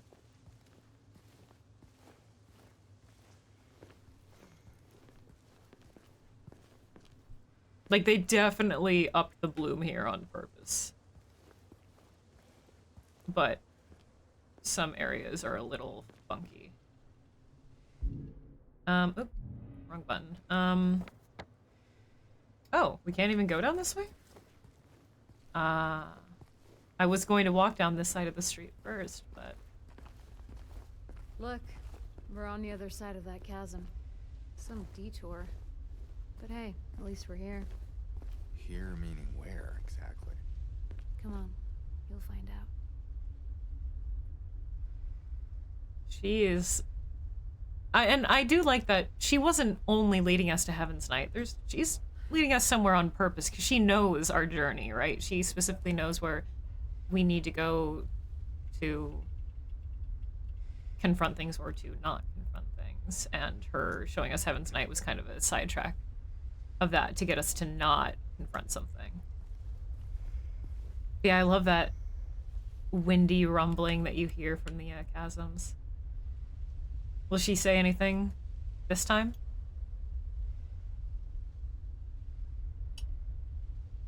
Oh, the map. Yeah, the map transition. Yeah, it's like all of the fog glitched out for a brief moment and everything was like clear. Yeah, I saw that. It was only in that alleyway, though. I can't really get it to happen again. But yeah, I saw what we were talking about. Either it got really bright or like the fog just kind of erased. Yeah. I thought you meant the, like, over blurriness of the fog that you see in the, courtyard of Blue Creek is happening again, and I think it's just the fog is definitely more bloomy here and smoke-like than you originally see it. Probably because it's wanting to have a dusky quality with the setting sun, but you even see kind of these like mottled tones, these like darker tones. It's like if you look around that light pole in the tree, you see those kind of darker clouds.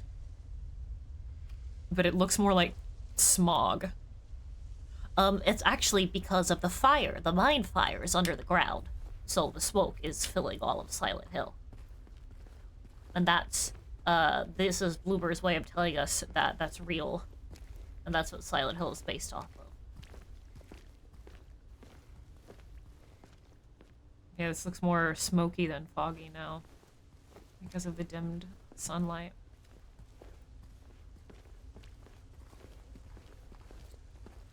Do hills automatically mean echoes? I think that's I think that depends more on your specific location. Oh. Moonlight Grove, huh? Oh. And the same roses on the outside. Okay, we'll be... Just 1 minute, Maria.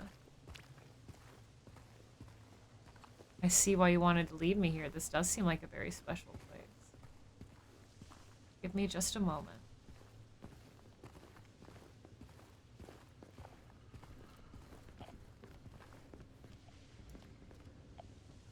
Hello? There's a monster nearby.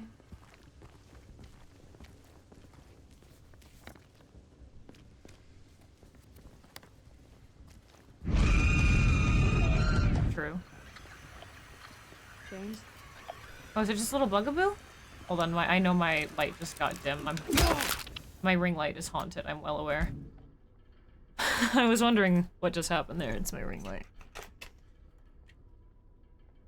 Oh, we're in the deep dark now. Now it's like we're in Heaven's Night. There we go. Silent Hill is actually based off of the town of Centralia, Pennsylvania.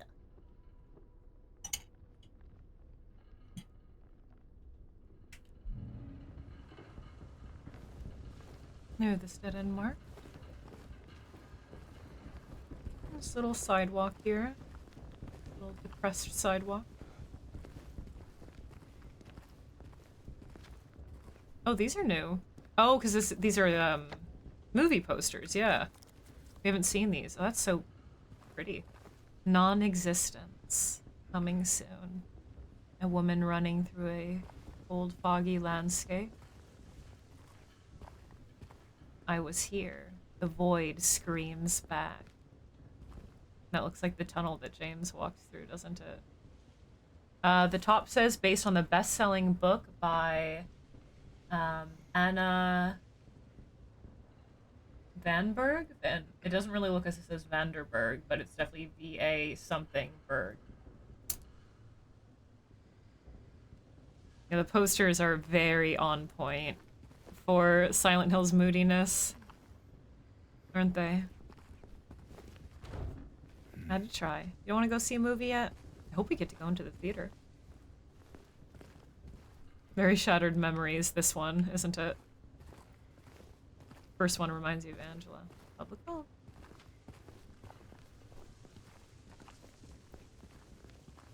Can't believe there's just a single fucking bug hanging out.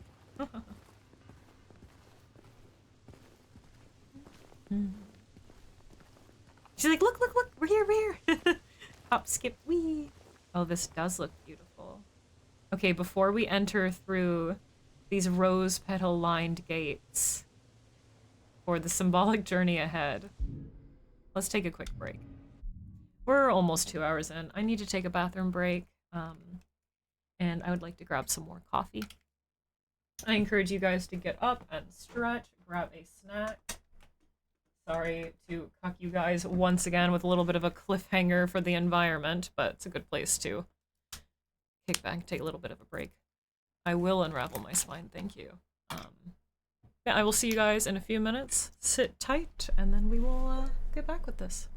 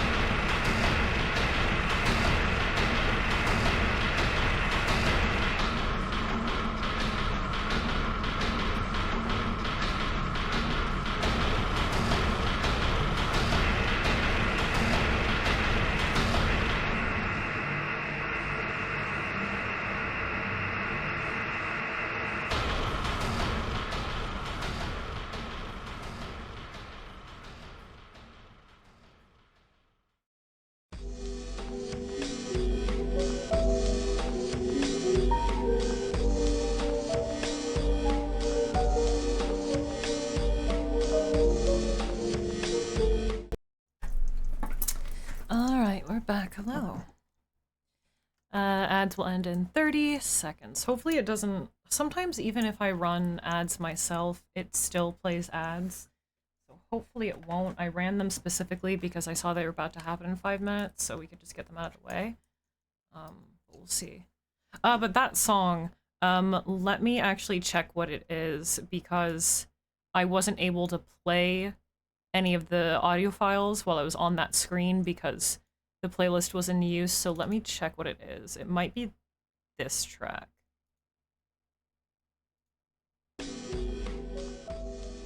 No, it's not that one. No. No, not that one. No. Is it this one? No, that's the ending thing. What the fuck is it? Yeah, this is the track, right?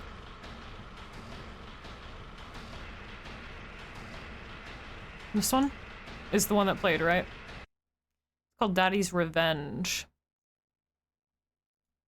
So that's the song that plays during the Abstract Daddy boss fight, I'm pretty sure. If not during that fight, then it plays during the... I knew it played during some combat, obviously, or some boss fight. If it's not... If it doesn't play during the Abstract Daddy... This is insane. Boss fight, then it plays during,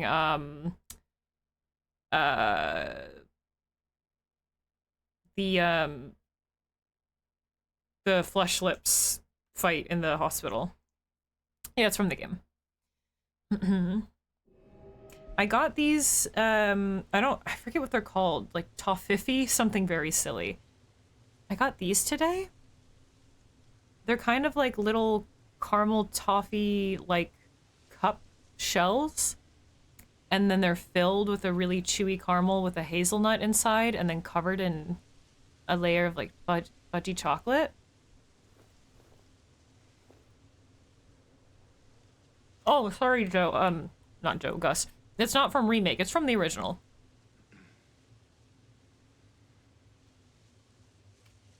It's from the original.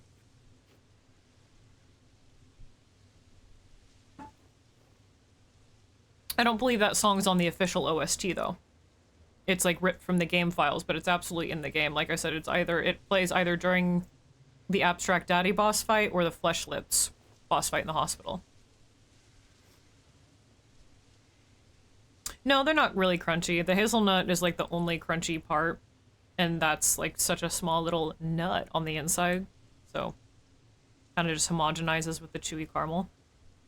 Oh man, hazelnut's so good. I love hazelnut and desserts. Top tier. Also, hey Michael, how's it going, dude? Yeah, they're pretty good. I just like how they look. It's a little bowl. Very cute.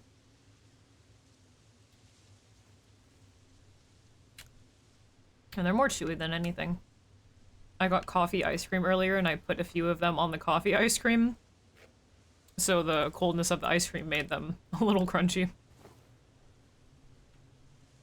You're ready to go in the Moonlit Grove? You can see what she means about this being a special place already. Has the same romantic rose petals as the bench in the park did.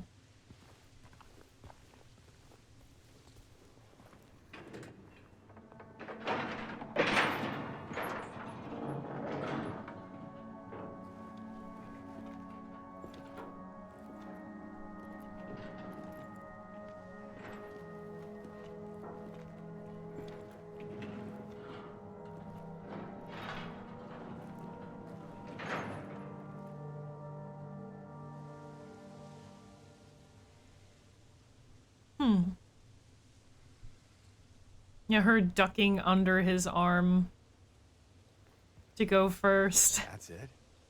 A garden? There's a bit more to it than that. If you say so. I don't think I've been here before. Come on. She's just around the corner. She? She? Laura, maybe? But not only is I like him commenting on, I don't think I've been here before, kind of a chime to the original game. This area doesn't exist in the original game, but also because he's never been here. But yeah, her ducking under his arm to go in first, kind of leading the way into this Garden of Eden, this paradise, this romantic garden.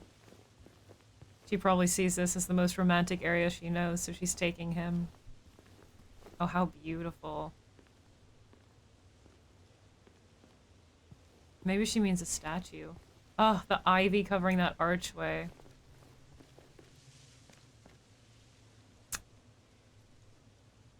She does mean a statue. It pulled my camera over there.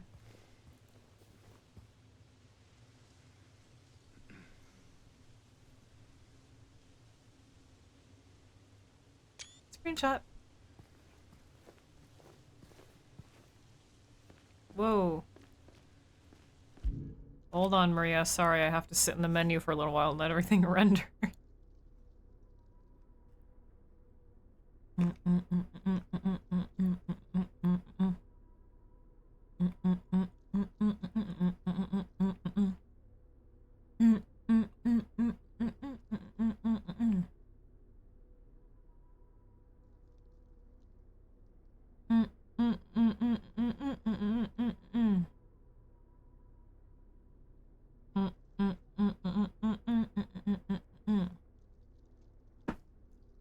Are we good? No, not yet. Still a little bit too framey. Gotta wait a little bit more. Yeah, Link, I could not stop staring at her hip sway when we first met her. I'm not going to lie, I was acting a man. When she stops her walk, when she comes to a halt and she does that little sway, I could not stop looking.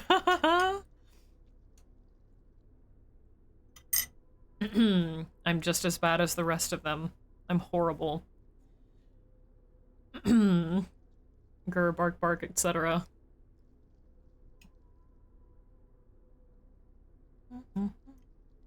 I had chocolate in my coffee before. Now I have caramel. Alright, are we good? Nice and smooth now. Awooga.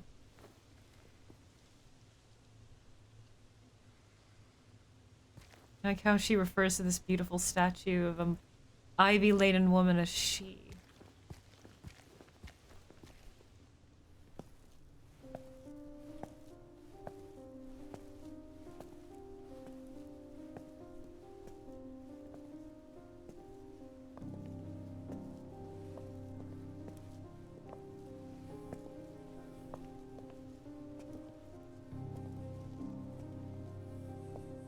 Who is she? There's a story told around these parts. Kind of a local legend. Tells of a woman who was cast out. Sentenced to die on an island out on the lake.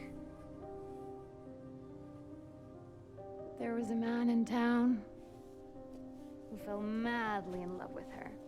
And every night, he would sneak out. Row across the lake, bringing her food and company. And every night, she would stand there, on the shore, holding a lit candle to help him find his way. But this one night, a terrible storm broke out. Caught him out in the open, and it blew out the candle. Even in darkness, the man would not give up. He would not turn back. So he fought against the raging waters until finally the lake took him. They say even then, the woman never lost hope. She kept coming out at night, kept lighting the candle to bring her beloved home, to lead him to shore. Not sure how much truth there is to it. It's probably just a fairy tale. But she's become something of a local saint. patron of undying love. Hence this place. She's not here. What? She's not here. And why would she be? I don't even remember this place.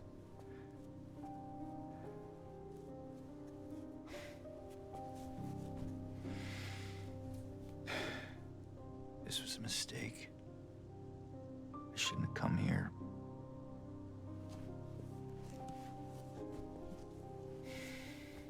Hey. It's okay. There's plenty of other places to look. We can still...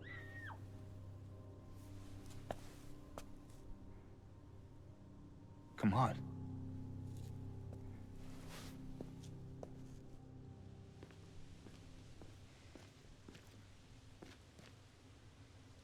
Very, very cool scene. Wow. Wow. Oh, how lovely. And when, presumably, Laura just screamed, she was so still fixated on the statue, almost, you know, for at least a few moments, believing that it was the statue crying out. Hey, it's Lee. Thanks for the follow. That for you. But her bringing him here. Okay, so there's like multiple, I feel like multiple reasons why he keeps saying he doesn't remember this place. One, because, I mean, it's, again, like a reference to this not existing in the original game. But I feel like this area might be more of kind of a manifestation of like Maria and what she wants, right? The story that she told so much is essentially a more flowery, romanticized story of him, of James at the end, rowing over the lake to the Lakeview Hotel. I mean, she talks about the single lit candle, and you see the single light guiding you across the lake in the distance. But obviously, you know, a lot more flowery, a lot more romantic. So not only directly mirroring that, but the way she told it is something that she wants. Something that she desires. She feels she is the woman cast out on the island that deserves to have someone always come back to her. Again, further kind of...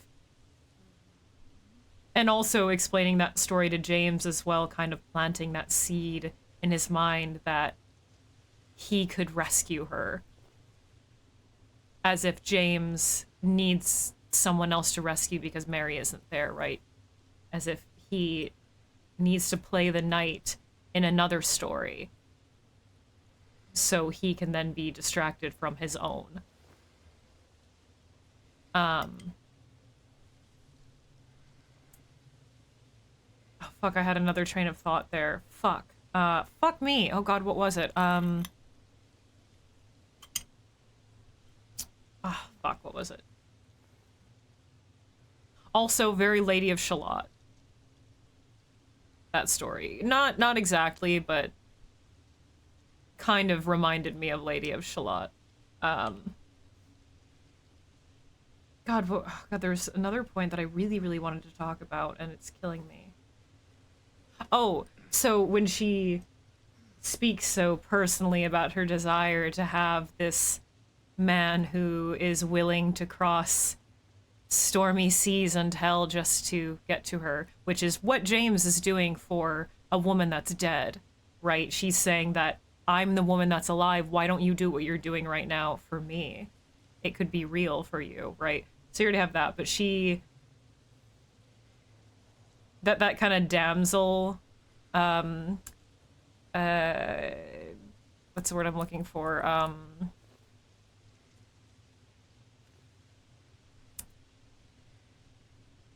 Act? Not really an act, but you know, that damsel character.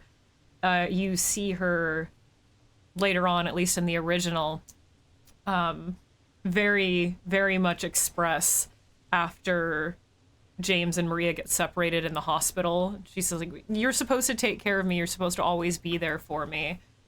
Sobbing. Whether that's, you can't quite tell if maybe she's being a little bit manipulative or it's the truth. But then you also see, you know, in Born from a Wish, she talks about how she doesn't want to be alone. So it seems like she really does have this kind of desire to perhaps be rescued by someone, but to be united with someone, because she doesn't, she obviously doesn't quite know that she's conceptualized and created for that someone. She is the character in the story. She's not her own person in that story. She's just the character in the story, and he's the counterpart. You know, she's not a real person. She's just a figment in writing. And that story that she told resonates with her so much because it's just kind of a testament to that. Maybe she doesn't know why, though. But yeah, nice little kind of direct reflection, not only on the end of the game, but also on how Maria sees herself and kind of how Maria's supposed to be depicted. And again, yeah, bringing him here, because this area to her is one of the most romantic places, one of the most special places she can think of, given the story that she tells is her desire, her romance, although it's very tragic, right? Which is exactly what she wants, which is exactly what she's made for, that tragedy. But trying to rope him in more to that story, lead him into it little by little, showing him more and more who she wants him to be in the story, trying to convince him more and more that that's what he wants. And the way he shakes his head is not, at first, to me, just, I don't know, the gesture and the look in his face is less,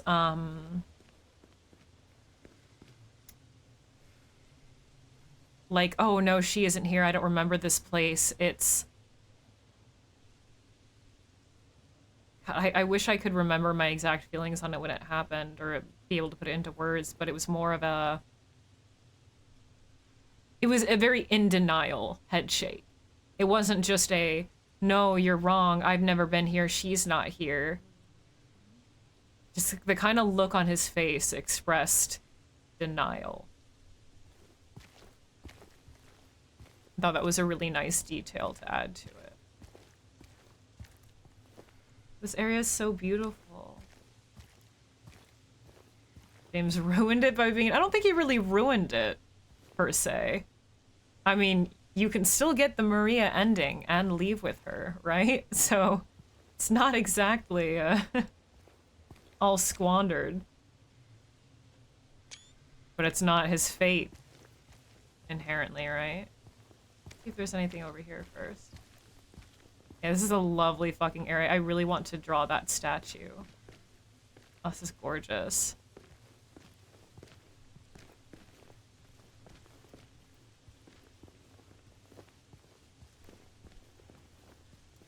Roses here as well. Plants are still fine here. Other parts of town, the flowers are all dead.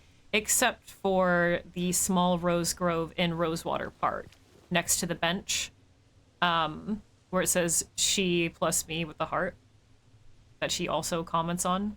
Those are the only two areas you have these brilliant magenta flowers dropped on the dull green dying plants like blood. It's a very nice contrast. It's very, very cool. But we have a little photo over here. Ooh, and good soup. Ooh, look at that. Oh, that's tasty green. I'll say spider and claw.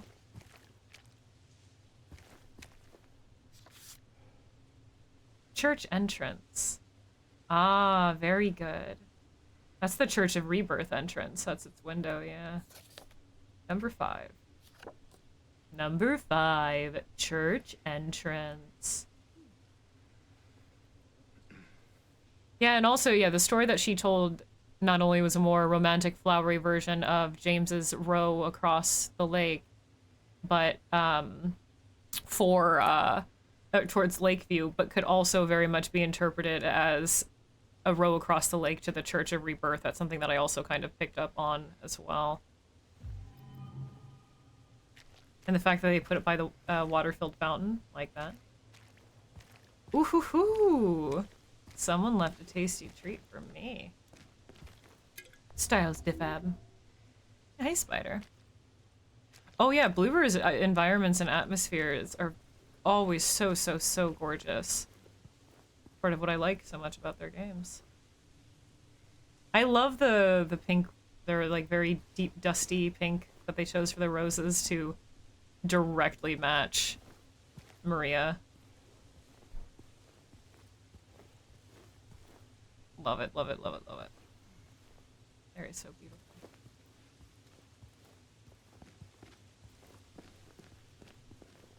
Yeah, his head shake of denial was almost like starting to give in a little bit, but like kind of shaking himself out of that idea. I don't know. It was a very cool scene. I really like the Maria scenes that they've added in the remake. They're really great. But again, it also makes me feel like not only with extra Maria scenes and her hinting at her past and where she's been before, etc., but also even being able to walk to the front of the Baldwin mansion really makes me feel like we're not getting Born from a Wish remade. I don't really see it happening. I mean, I know Silent Hill 2 has done very well. I don't know, maybe it's not as well as they're hoping. I don't really care about money logistics or whatever. But I don't know if it's done well enough for them to do Born from a Wish? I don't know. What do you guys think? Do you think they'll do it? Also, if you look at her hands... oh, she does have the candle in her hand. I was going to say, it looks like she should be holding the candle from the story. It looks like leaves. It blends into the ivy very well. But if you look at the right direction, yeah, you can see. And also her hair is fairly similar to Mary's.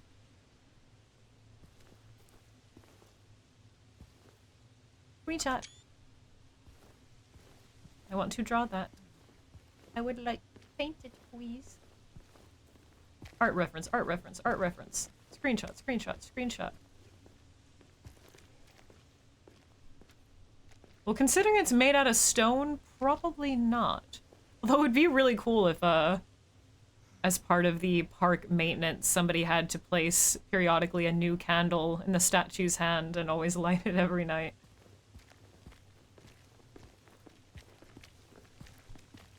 This does kind of feel like an extension of Rosewater, right? Even with this little side shack. So beautiful. Do we get to go to the theater? Oh boy, I hope so. It's 2 random sinks out in the open, alright.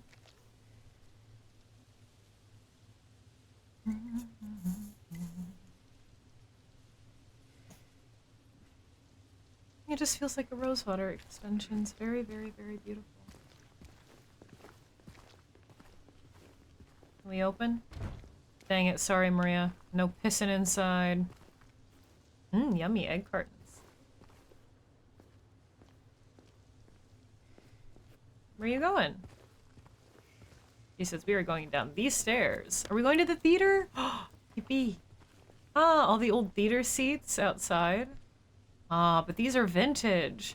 Sure, they don't have any padding anymore, but dang. Free for the taking? Am I allowed to take them?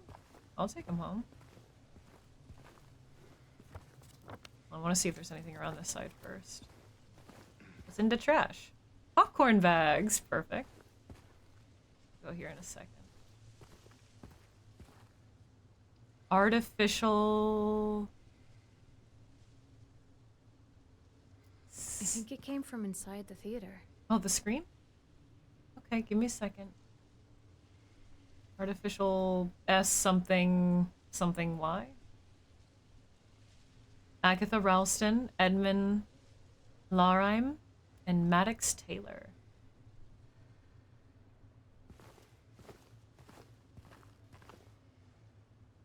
Like the green tone that they chose.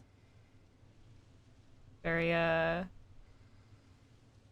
kind of akin to the Angela cover? Artificial soul? That looks like a Y right there.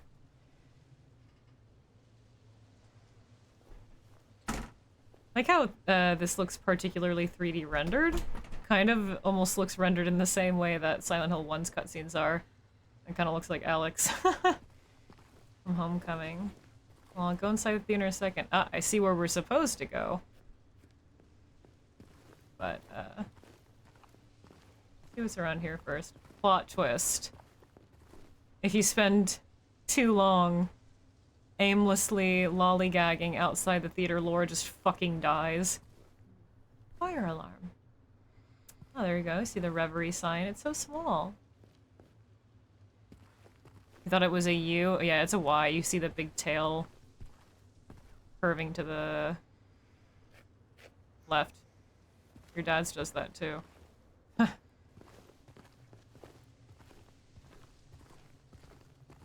don't know what that says. So I can't tell if there's one letter or two in between the Y.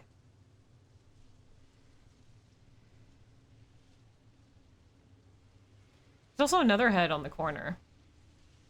You have this person holding them, but then that's like somebody else's head in frame on the corner, their hair. Let's go this way and look at these posters. Oh. But backwards.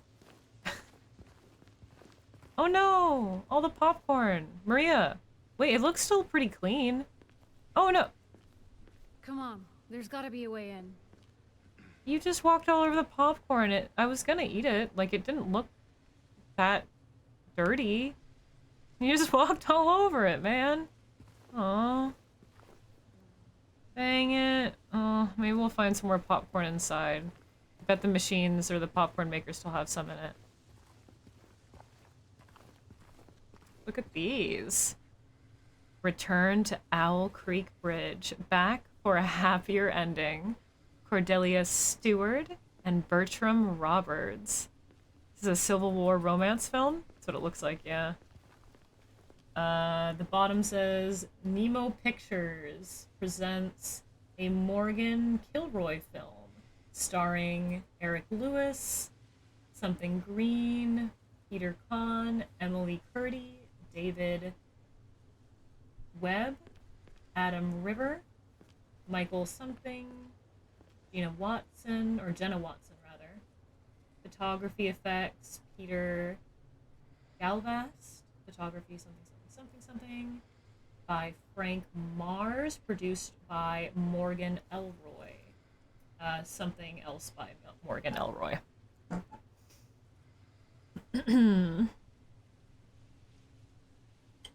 It's still good for me. Okay, you can have the...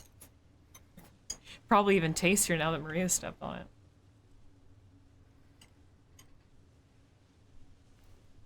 it.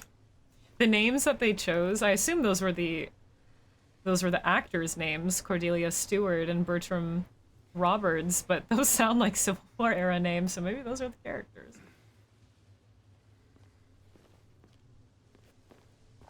And this will be locked, of course. Yeah. Don't have a key for this one, huh? Yeah. No lockpicking skills? Oh, here we go. Artificial sky. Ah. Now we see the full poster. That's what it says. It's just a very wide K. Agatha Ralston, Eamond Laram, and Maddox Taylor. Any of this film strip. And if you notice, each of these film posters has a couple. A man and a woman. Wonder what that could represent.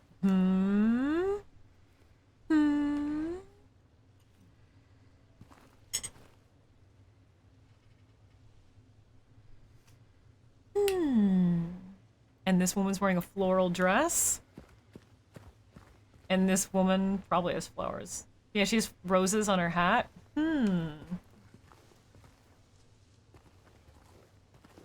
Now, why is Laura screaming? She can't see monsters, right? I bet Eddie's being fucking weird. Right, we didn't have the scene in in the bowling alley with Eddie and Laura. I wonder if we'll have it in the theater.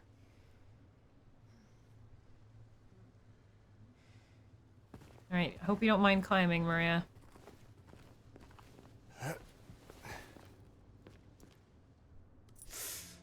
You okay? Yeah. Maybe you better wait here. Okay. Not much of a movie fan anyway.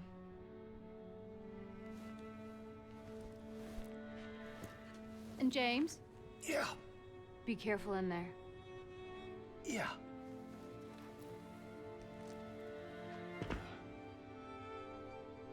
I hate bowling. I hate movies. This is boring.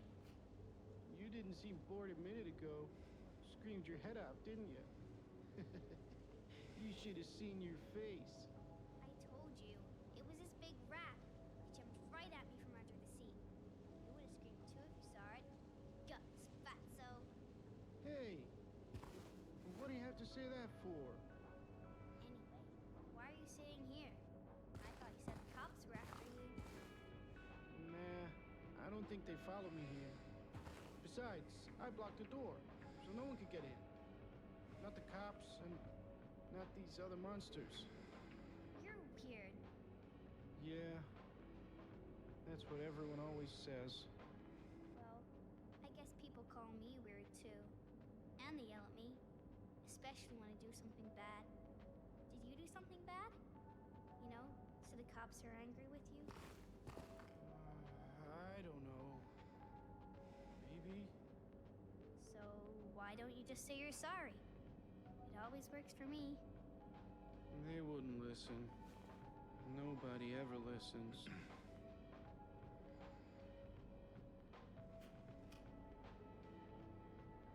Now, this is where they're doing the Bolorama scene just in the movie theater. I didn't want to interrupt. I didn't want to walk forward and have, like, their conversation cut off. Maybe the conversation then would have, like, transformed into a cutscene and we could have seen them interacting with each other. But I didn't know if I walked forward too much, it would have triggered it and then cut them off. So I wanted to just stay here and listen to all of it. So sorry if I missed a cutscene, but I was afraid that we wouldn't get one. Still calls him a gutless fatso. Still like how she says, why don't you just say you're sorry? Very cute. I hate movies. And we still, this song sounds almost exactly the same. Like they just transport it. Transferred it? Jesus Christ, transferred it over. Same 3 posters as outside. Well, same 2. This one's new. This is Remember Her. Also very on par with the rest of the posters that are actually just about James. Washing machines. Lots of vacuums. Remember Her poster again, of course, the man's faces. The man's face, or not. Evil-minded. Yeah, I didn't really want to know, Gus. I don't want to know. Something that I would try for a second playthrough, but I didn't want to take that risk.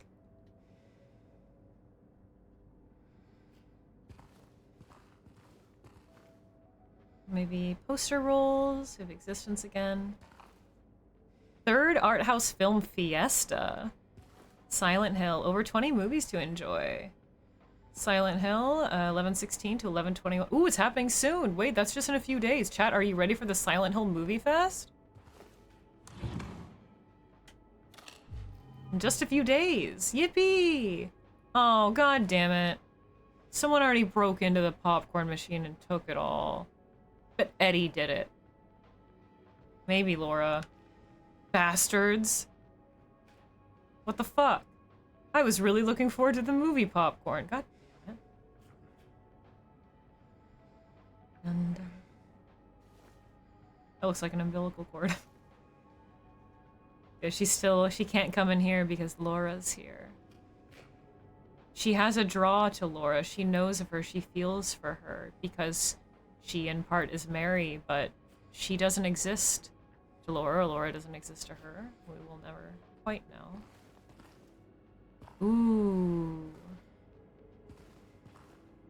doesn't sleep. So see you shouldn't. Literally says see you shouldn't. See you shouldn't. Close your eyes. Ooh, I love that. Can we get a poster of that? Wait, that's literally me, look. She has long, wavy red hair.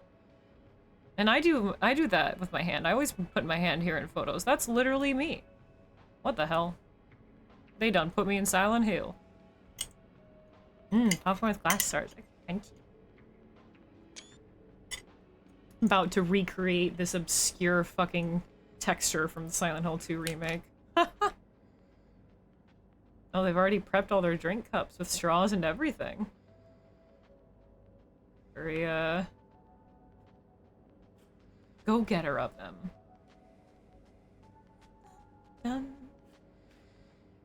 I really like this poster. That's awesome.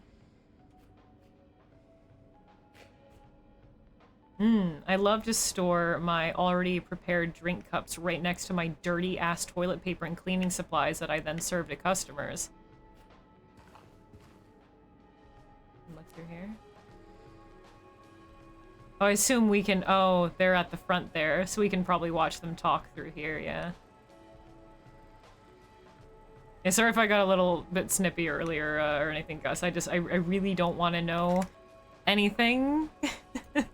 Unless I, like, explicitly ask. I know it seems I'm being a bit tough about it, but I'm just trying to keep this as, like, OG as possible, and then see what I can find that's new in a second playthrough. No, it wasn't really a spoiler. I'm just being a little bit more annoying about it. To try to keep everything as, like, fresh as possible, you know? As unknown to me. I love this movie, by the way. Look at them, they're still watching it. They're like, yeah, this shit rules. Let's play a game of What Speck of Dust. We'll hit the corner first.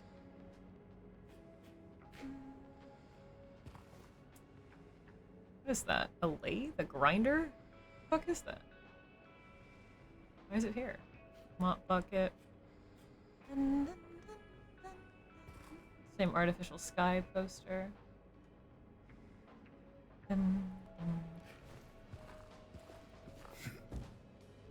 Yeah, this song sounds... Ooh. Did you hear that too? Oh, Laura's gone. Dang, she's fast. She could have just ducked underneath the chairs, but we don't see her now. That sound, though, the can falling was very good.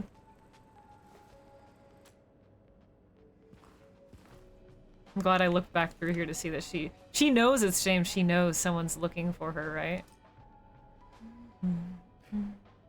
You better still be eating pizza. I swear to God. God, this song is so fucking good.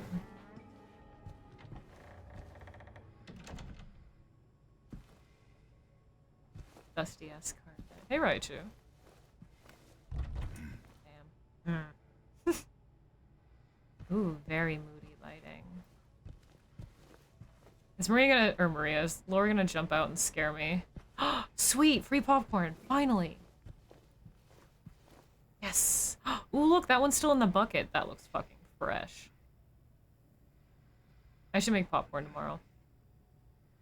I might make butter popcorn. I haven't had it in a while. Let's all go to the lobby. Assorted candy for your sweet tooth. Hell yeah. You can get donuts at the movie theater? Fuck yeah, dude. Quench your thirst. 57 cents. Laura? It's a very nice vintage theater, isn't it? Stave off the munchies with buttery popcorn. Oh, I would love to. Thank you for asking. See the posters. Oh, this one. This time both of the couple's faces are scratched out, unlike the one outside. Which is interesting, because outside we could view the poster. When Maria was with us and we could see both of their faces. Now inside, Maria is not. We cannot see their faces. Interesting, interesting. Look how much free popcorn, dude. Oh man, I want popcorn. Oh look! There's still some that's like completely untouched in there. Perfect. Eddie and Laura didn't get to that one. Oh man, I bet it smells so musty in here. Oy.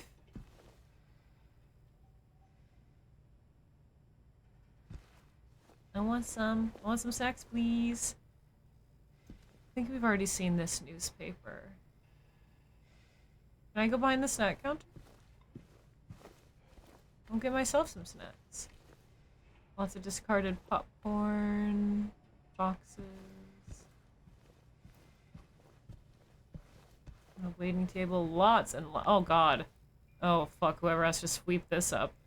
This is gonna suck. It's all the way back there, all the popcorn. Oh man. A papaya soda, hot dog, and fries for $4.59? That's a good deal. A papaya soda? That sounds awesome. Oh man, I want french fries. I'm hungry, Chad. Chad, I'm hungry. What about papaya fries? That sounds good. They really want you to watch. I was here. Let's go here first. Go into the bathrooms. Can we go into the men's room? Oh, can we look in the ticket booth? Yeah, that sounds so good. I want papaya soda. Yeah. Dang, good glass. We can't go in here. It's just so dark.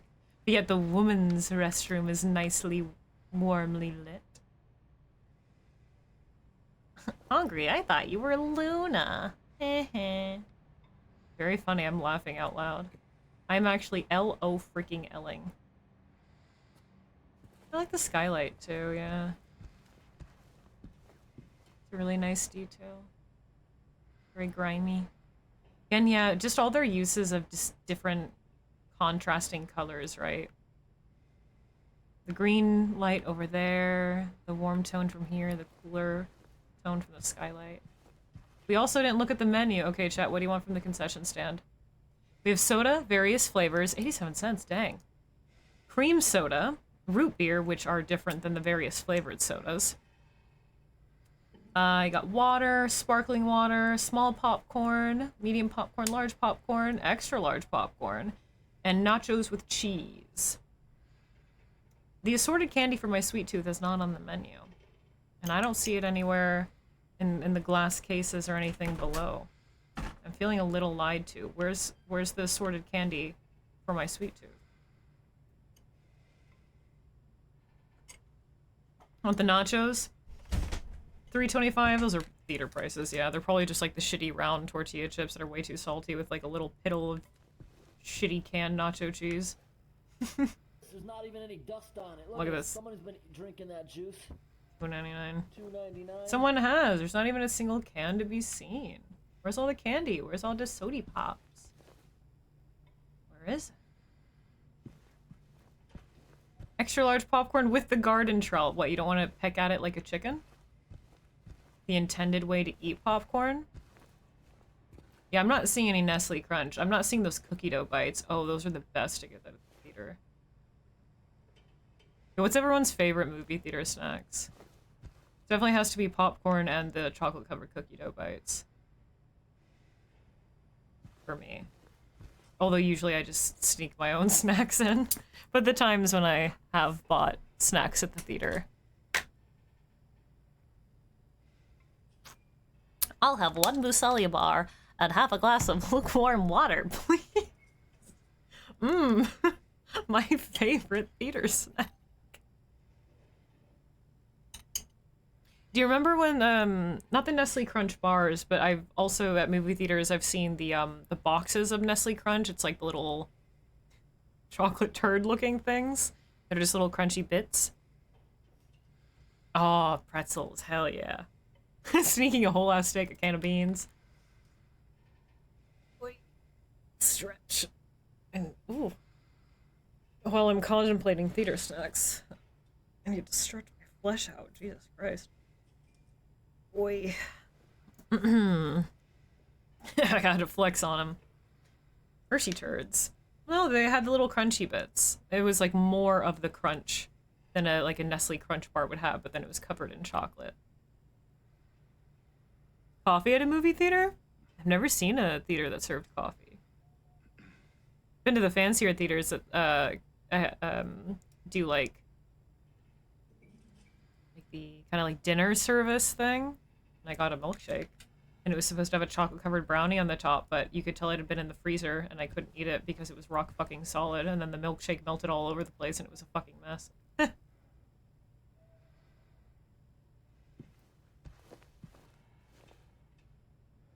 I also do like sour punch straws at the theater. If I'm going all out, we gotta get the popcorn. No drinks.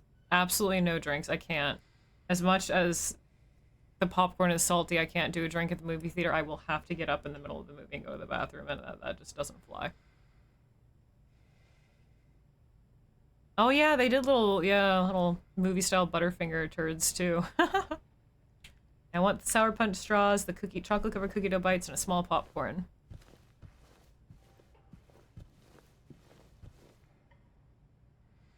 Gastropub theater? Beer at a movie? I've been to one of those. I just never got the beer there. It's too expensive. Oh, wait, look, that popcorn bucket's like full. Bucket? Bucket. I'm getting so excited about the popcorn.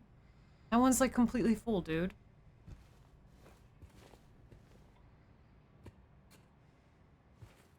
Dang. Oh, sorry, I forgot about the bottles and the catheters I have to bring to the movie theater. You're so right. Oh, that's weird. I guess the... I don't know. I was going to say that's weird. The sinks are in their own separate room from the toilets. But for a movie theater, that's actually not weird at all. I've been in theaters like that. Has like kind of the opening walkway, sink, and then that, yeah. Soap and bullets. Perfect for your theater snacks. Hungry, chat? One broken mirror. Seen all this graffiti before. Very 90s tiling. I think 5-year-old popcorn would look... It's fresh. It's fresh. It's fresh. Oh. Oh, that one's... Oh, I wasn't expecting this to be openable. I'm gonna get jump scared in here, aren't I? Oh, sweet. Free soup? Damn, no one left any free soup. Son of a bitch. Well, if you need a piss, James, now's your chance. You've not used the bathroom since the very beginning of the game, and it's... My dude, it is... Ugh. It has been well over a day. I think 5-year-old popcorn would... It just gets really stale and hard. I don't think it's really going to get moldy or anything. Well, it might because there is a lot of moisture, the puddle on the carpet.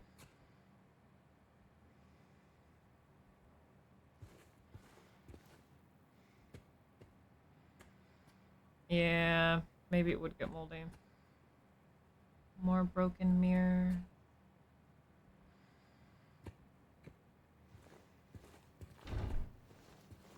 The bathroom stalls with doorknobs. That's very weird, isn't it?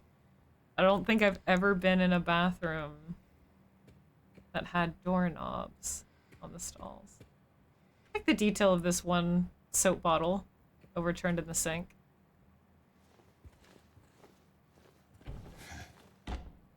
Oh shit.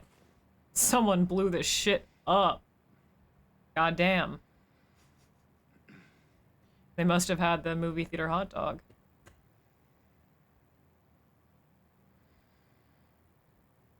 Popcorn from the night before that doesn't get sold will get used the next morning. That's fine. Waste not, want not. Sounded like it closed and then opened again. Didn't like that. Someone was shitting fucking bricks. Ah, no free soup there. Sorry. Nothing to reach your hand into, James. Very antique toilet with the pull chain. I didn't realize that before. Sorry, yeah, James doesn't want to stick his hand in there. It's too clean. Hello? Nothing in here, huh? Not even any loot? Not even a jump scare? Maybe as we leave, who's to say? We just get to see the blown up fucking toilet. Absolutely destroyed.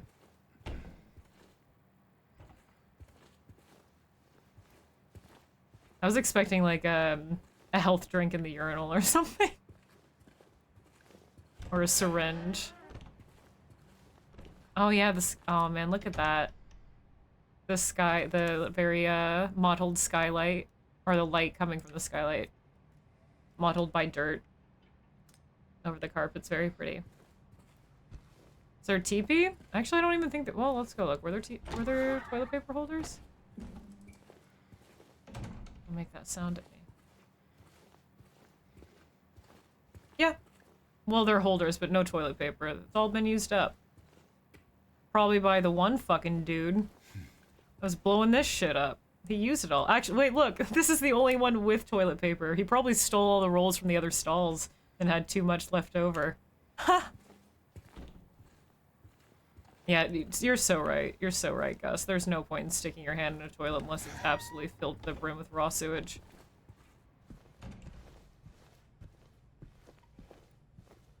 I was here. And you're here again, James. I'm expecting like a Silent Hill 1 style jump scare. For some reason, these two bathrooms remind me a lot of the school bathrooms. So I'm expecting some kind of boo.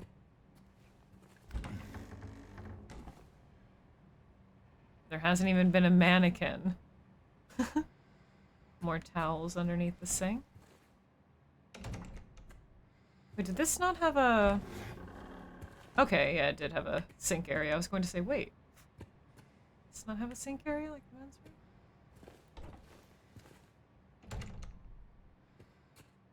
It's so quiet. I like that this section of the game after the storm... I mean, there's that one little insect, right? But no monsters.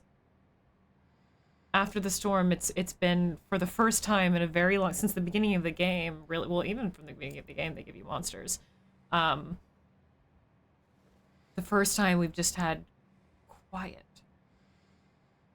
Pure quiet, really.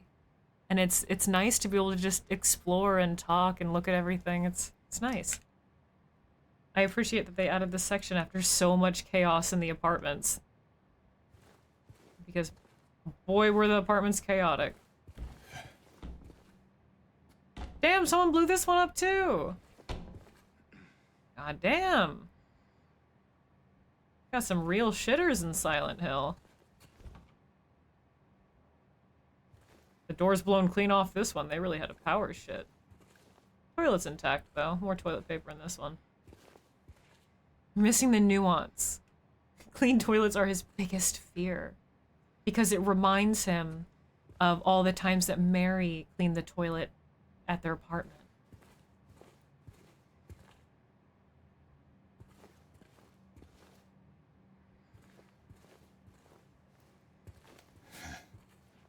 Aha! Knew there'd be something eventually. Only 2 bullets, though. There had to be something eventually in one of them. You know, all things considered, these bathrooms are pretty clean for Silent Hill. You should have waited, James. You shouldn't have used the lookout bathroom. You should have just waited to get to the movie theater in kind of better condition. We have hand dryers and all. And free popcorn!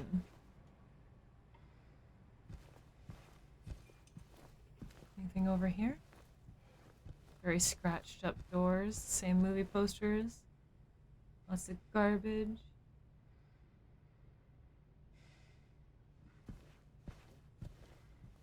Oh,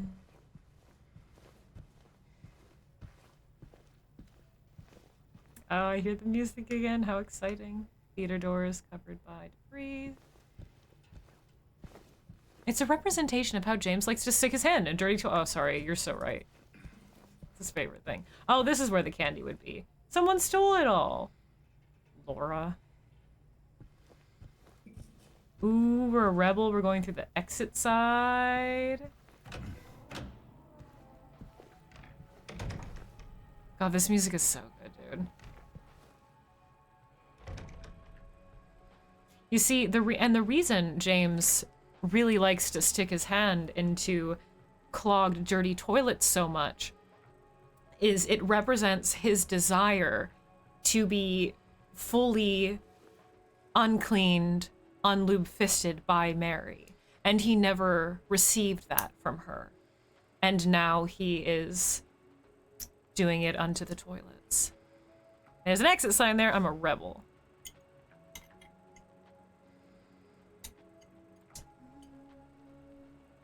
Demise.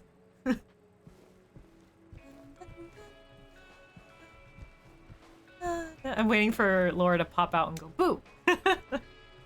Seems like that's the game she was playing with Eddie.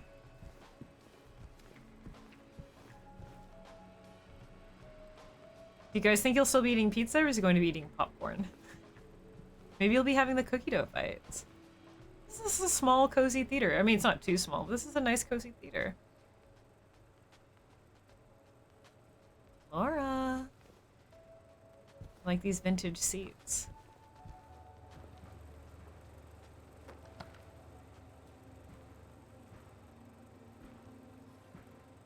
Still has the pizza.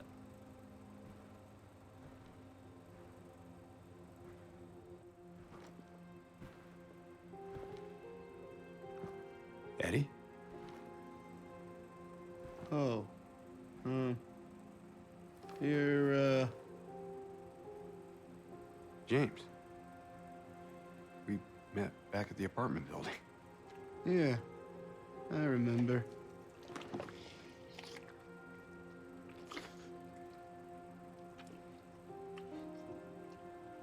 I see that you didn't make it out yet.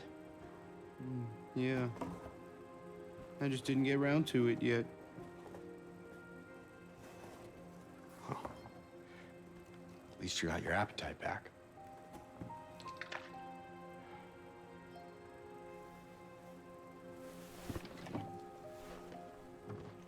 Are you alone here, Eddie?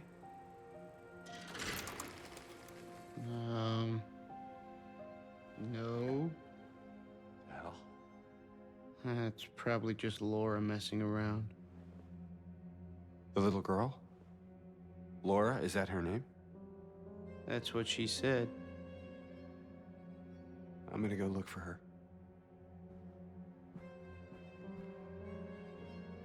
You coming? Now you want me to come with you?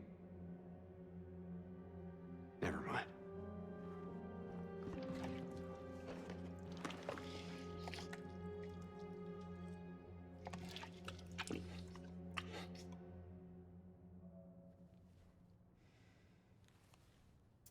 He's suckling on that tubby custard. He is just slopping up a entire container of melted ice cream. Yeah, I know. He is just king, honestly. Can't let it go to waste. But the way he spoke to James before he said, well, now you want me to come with you? He almost kind of sounded like he was a little bit dissociated. He was, and you could tell by his eyes, he was kind of looking off into the distance, not completely paying attention, right? His eyes were a lot more distant and unblinking, too. I don't know if he blinked once, and he's so wet and purulent. Corpulent. Yeah, James mentioned his appetite. I like that he even picked up the pizza box and looked in it. I am assuming, one, because he was just curious if Eddie ate that, but also as a little bit of a nod to the original scene where he's eating the pizza. Him just like raw dogging the melted ice cream, just licking it off his fingers is really good though. Like, what a good addition to his character. Much nastier, but yeah, he sounded very dissociated. You can even tell in his face he was. Even when he asked like, oh, Laura's her name, he barely even blinked. He's like, yeah, that's what she said. Like, as if James shouldn't phase him, because he knows what he's going to do to James. Yeah, he didn't even recognize him. On that tubby custard grind. Toluca Farms, Toluca Taste Strawberry. Who is that girl, anyway? I don't know. All I know is her name. I swear.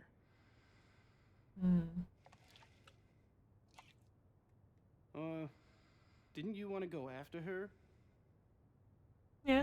I like how he wipes it on his shirt, too. You can still see remnants of food and bile on his collar. So gnarly.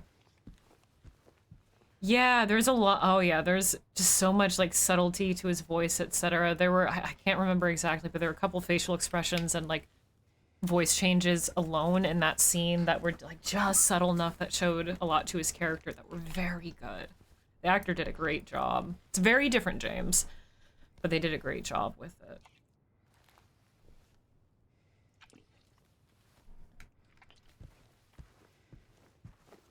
They did a really good job. All Stars Pizza. Eddie. Better hurry. Laura can be pretty quick when she wants to. And in the dark, with the flashlight just barely, you know, shining over his face, not only could you just see his face covered with oils and sweat, but also probably wet from the melted ice cream he's going ham on. Hey, would you stop shining the fucking flashlight in this man's face and let him slurp up his melted ice cream? God damn. Me for real.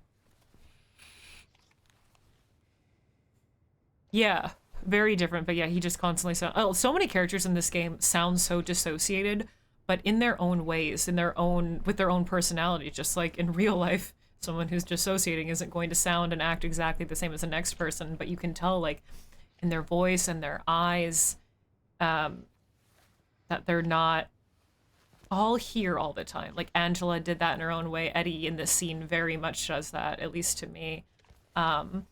James does that as well. So far, though, Maria hasn't really done that, but that makes sense because she can't really dissociate from the here and now and go off elsewhere because she maybe doesn't entirely exist. So how could she dissociate, you know? No, there wasn't a movie playing. Well, not right now. All the fucking power is out. But no, there wasn't even a movie playing in the first place. It was playing a blank reel. Suit yourself. Now no more dialogue. Okay. It's so wet sounding. Wait, hold on. Everyone be quiet. Everyone shut up. Everyone shut up.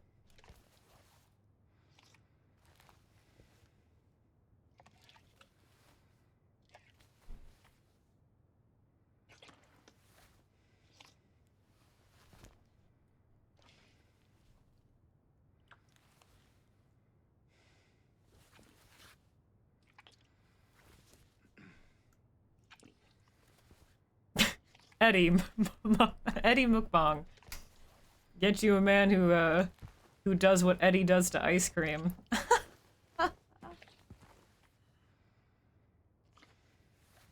Like, shit, you see how gingerly he's licking those fingers?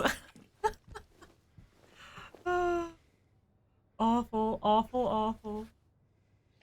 They really amped up his character. They said, oh man, and originally he thought he was a slob. Well, boy howdy.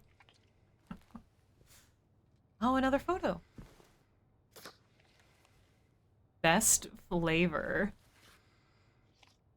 Another woman's lipstick. Photo 8. I love that it says best flavor. Cute. Looks similar to the same lipsticks that we found on Heaven's Night. I love that. Yeah, I'm not even sure he's washed his hands since he's puked. But I guess they're just going back into his own mouth, so whatever. Laura! Need some water. As we listen to Eddie slurp away. I forced you guys to listen to Eddie puke ASMR, so now we get to listen to Eddie ice cream slurp ASMR.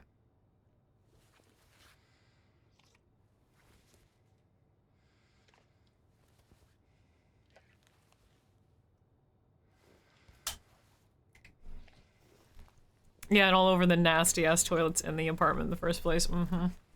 Oh, there's an ad break going right now, and I'm assuming we'll have a little Laura scene here soon. there might be a little cutscene with her, so I'll just wait here for about another minute so you guys don't miss anything. Trying to make sure that you guys at least don't miss the cutscenes. So sad that we got the movie theater / bowling alley music for such a short amount of time.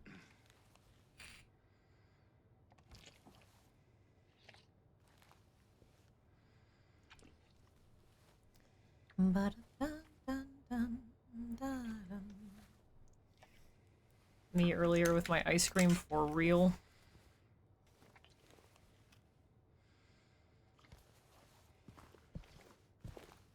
I had coffee ice cream. I also got pumpkin cheesecake ice cream. I got 2 different kinds.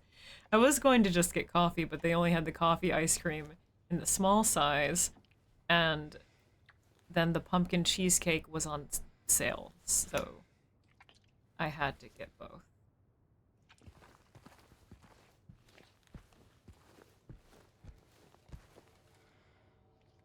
Nope. I hear the projector still slightly whirring. Laura. Still slurping away down there? You want anything, man? Good?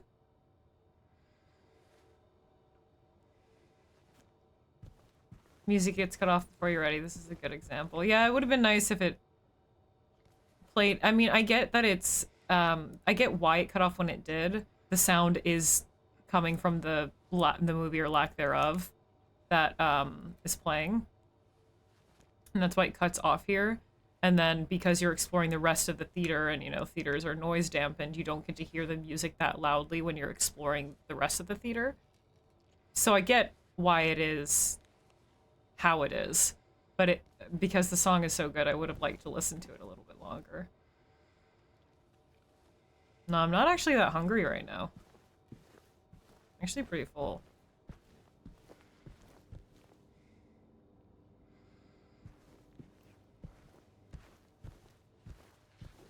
I just like tasty foods.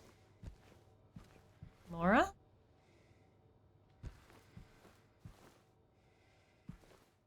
Bye, Eddie. Wait a damn minute. Pussy door. We found the clit. Whoa. James, you did it. Finally.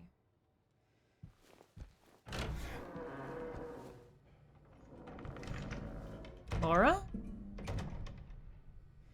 Where is she? We went back out the way we came.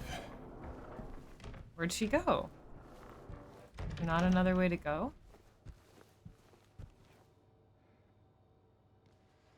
Wait a damn minute, that says exit. Like, that's the exit door. Where's the entrance door, then? Shouldn't it not have the exit sign, if that's also the entrance? But there are still little stairs right here, right? Why would there be little stairs right here? And oh, look at those. Oh, the floating, I think it's trash from the other side of the room that's still coming through the wall. Why would there even be little stairs right here? I guess so you go through the back after you come out. Or if you have to leave the theater and then go along the sides. Or the sides, rather. Is there another door down here? Usually most theaters have the... Aha, okay, it is. I was going to say, usually most theaters have another door. She's long gone. She fucking ran.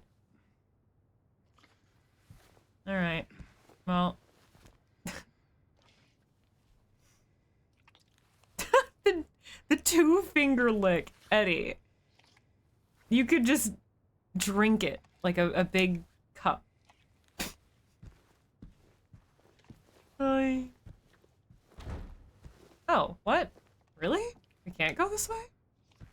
I thought maybe that's the way we'd go to find Laura since it came from that way. Oh, there are the English. There are more doors over here. Aha.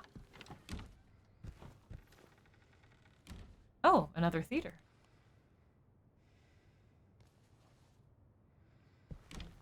Wait. I couldn't tell if that was Eddie still shuffling around eating the ice cream or if that was Laura, but I heard something shuffling.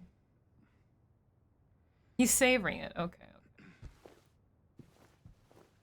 It's so dark. It's so quiet. There's so much dust in the air. Oh, we're about to... Yep, I was gonna say we're about to get a Laura jump scare.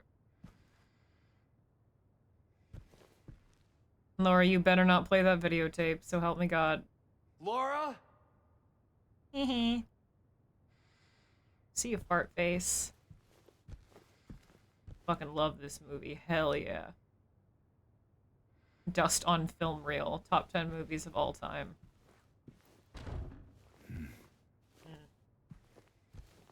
No, this one has wider walkways.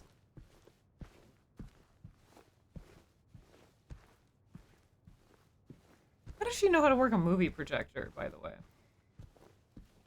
Yeah, this one, you can even walk up the sides with this one, yeah.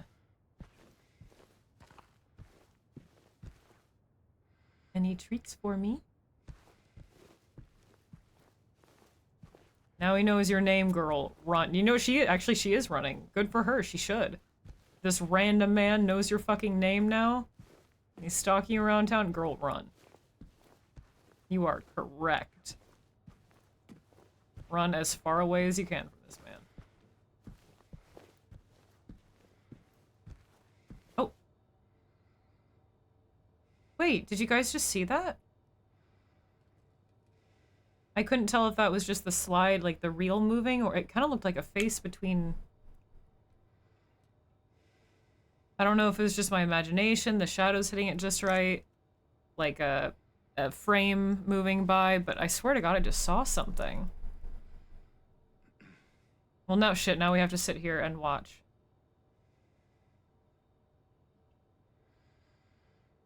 See if it happens again, or if it was like a triggered moment that we can't replicate.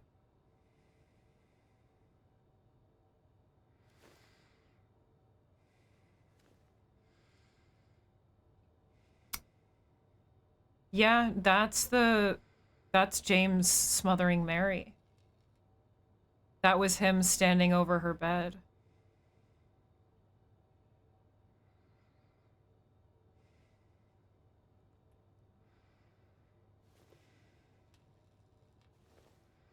See if there's anything else.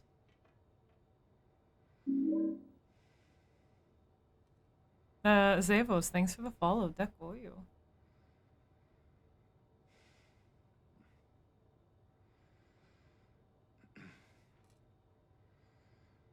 Nobody blink.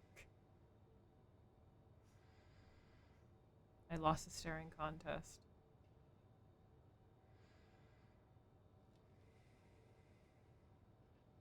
You could tell it was about to happen because the screen darkened a little bit.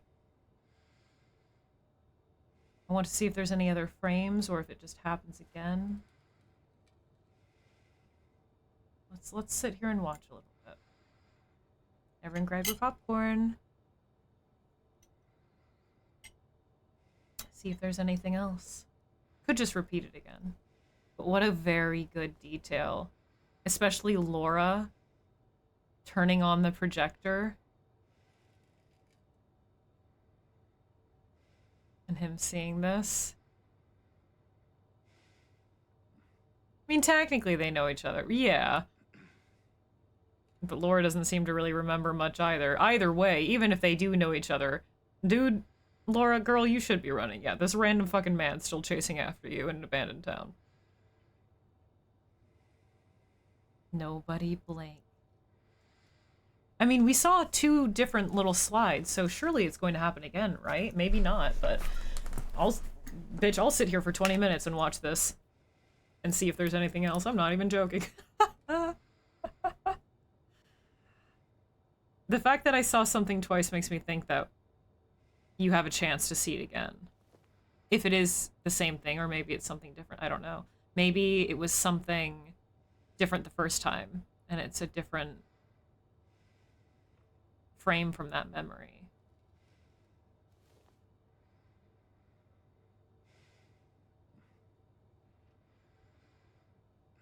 But they seem to have happened a lot closer together than anything currently, which again makes me think that it's showing different. No, I don't know why I said again, but it makes me think they're showing different frames. Get a little closer.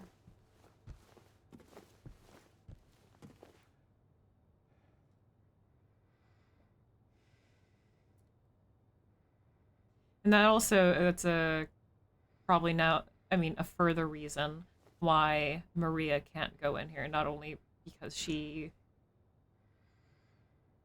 Laura can't see her, or Laura doesn't exist to her, or vice versa, but because of what is seen on this screen.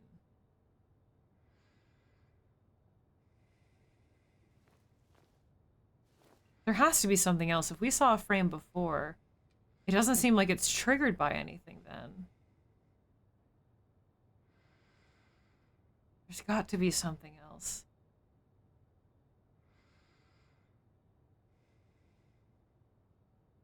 Maybe not, but I think it's too soon to leave.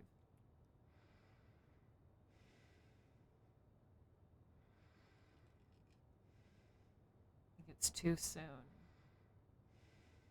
Isn't this exciting, chat? Gameplay! Woohoo!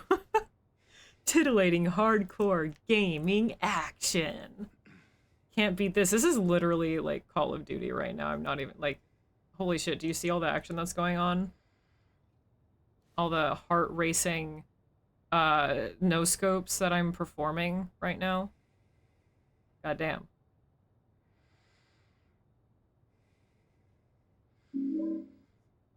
Lux9, thanks for the follow, dude. Heck will you. Nope, got stuck on my headphone cord. Maybe there won't be anything else. Because the 2 frames happened not too far apart from each other. Now it's definitely been longer.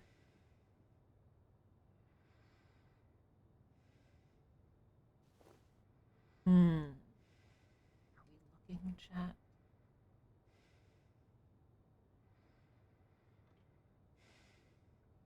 It makes me feel that it is maybe is like a time-based trigger.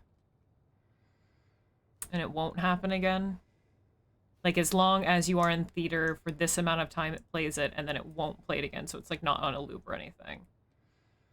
I feel like they even could have showed it for a shorter amount of time. Yeah, the VODs are always going to be up. I'm specifically going to go back through the VOD and, screenshot it if I can. Would have been nice if there was a save in the theater, so I could have saved before this, so I could have like reloaded and waited so I could record it, and then get a clearer screenshot, because the VOD quality is going it's going to be lesser quality than a recording would be. Blue wants to trick you. You want to stop watching, then suddenly they show it, of course. Oh, well, wait, then I have to trick it, okay? All right. I'm done watching this.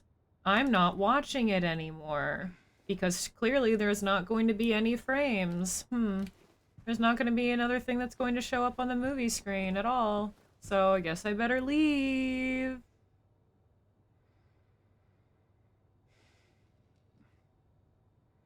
you think it's working?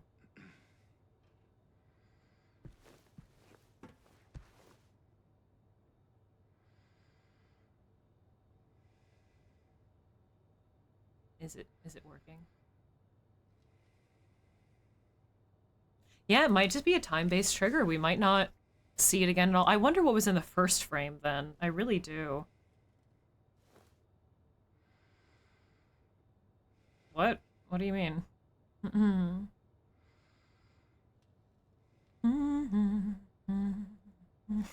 already in Mexico. Yeah, I don't think we're gonna see anything again. I'll go back and clip it and take screenshots and whatnot. 1 hour more! This is a pretty good fucking movie.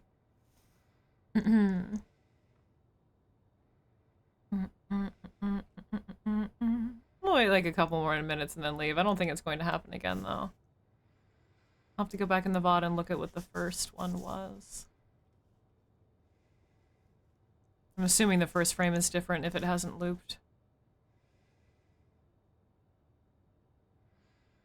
Control mementos. Oh, okay. I was gonna do it myself. But thanks. I'll do it after stream.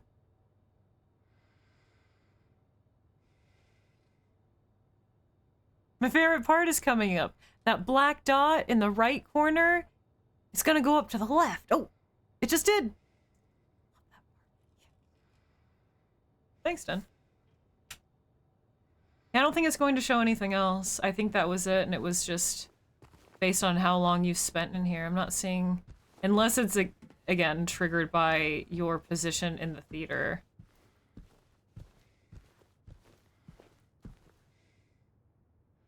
What a really, really great detail. It's very, very, very lovely.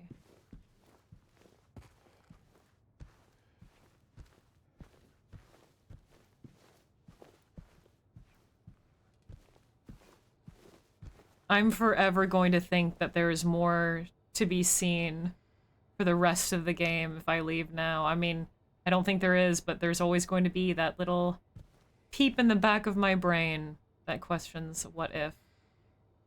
What if there is?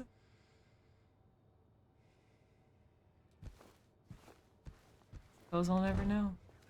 Next time I play this, I'll just get to this part of the game, hit record, and then just walk away for like 4 hours and see how much it captures. But yeah, it alone just showing what was very clearly James standing over the Mary's head laying on the bed was a very good touch, very intense.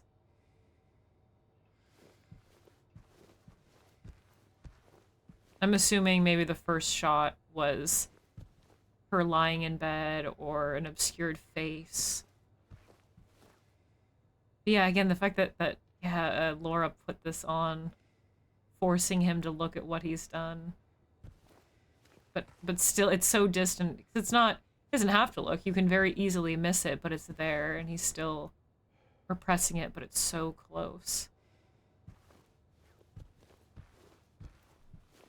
All the dots spill out, poop, if you overlap them.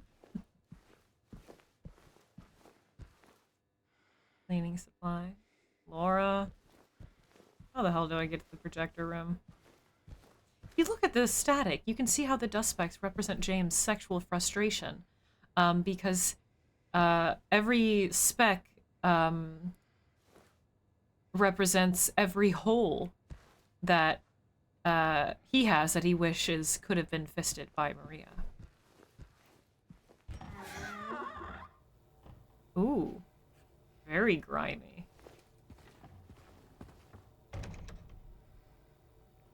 Unplastered concrete. Hear the oh, spooky. Hear the projector whirring still. Looks like an old sign, like an old light up sign or something.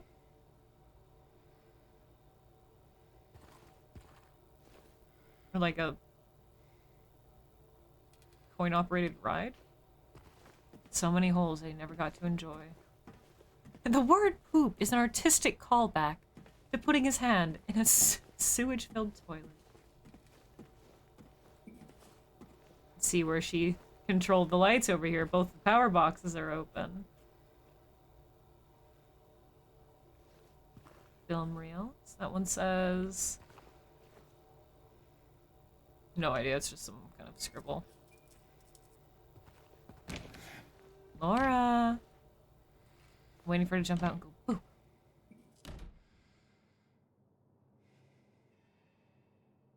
A layer of dust on the cushions. Very good.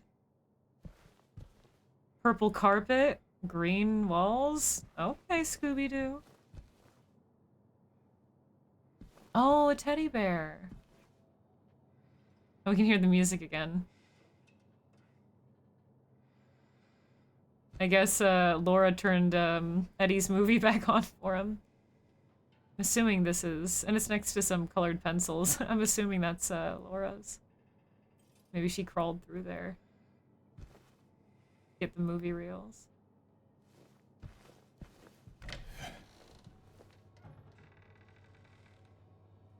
And all the wrapped statues represent all the rubbers you never got to use. Whoa, look at this behemoth. This thing's an antique. Where's Laura?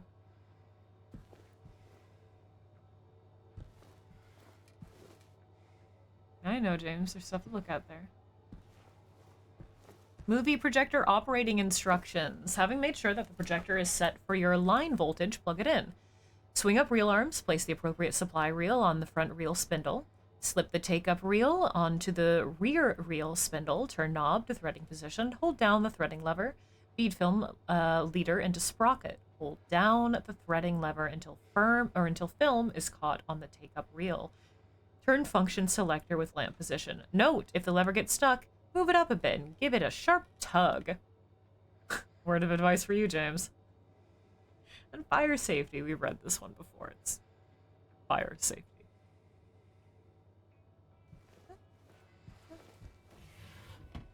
Nada. Laura, don't make me start smashing windows. We're Nicholson now.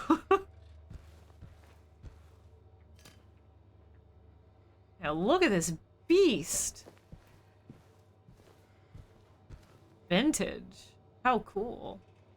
Oh, she's munching on popcorn up here. And chemicals. Yum. Oh, I think, yeah, she probably climbed that way where the teddy bear is. We go this way. Long way around. Oh, cocked. Is that writing on the reel on the table? It's the same scribble that was on the reel outside. It's just some nonsense, really. Maybe a K and a couple of numbers. The texture on those books, you can see how it has a shadow on them to be seen at a distance, so it looks like it's shadowy in like a bookcase, but probably not great. Think safety first. General workplace safety instructions. Prevent workplace incidents. Take care of your personal safety. Keep work areas tidy. Dress appropriately, including footwear. Follow specific safety rules. Report workplace safety accidents. Follow emergency procedures. Bend and sit with care to avoid injury. Don't operate machinery you have not been trained to handle. Alcohol and drugs are strictly forbidden. Make sure to take appropriate breaks. Think safety first. Massacre of the Mirage DLC is looking crazy.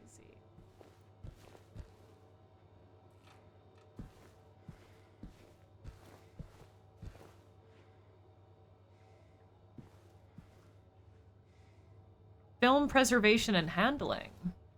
Keep the reels cool and dry, 40 degrees, 40% relative humidity. When storing films in their reels, remove any plastic or rubber. Use only acid-free paper for labeling the contents of films. Avoid keeping films in plastic bags and airtight containers. I didn't know that.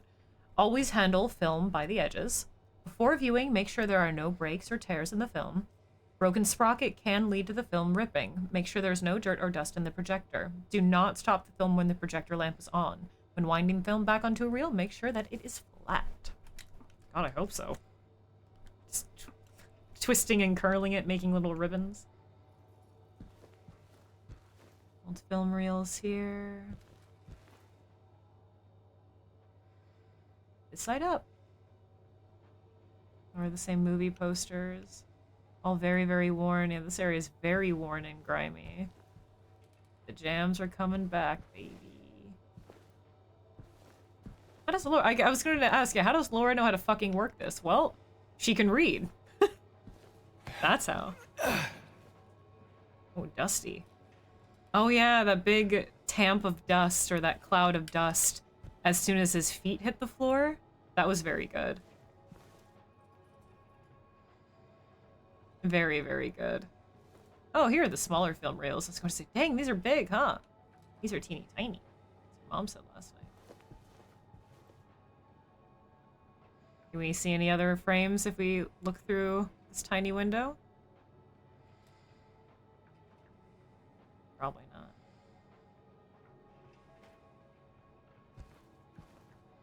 That's a new poster.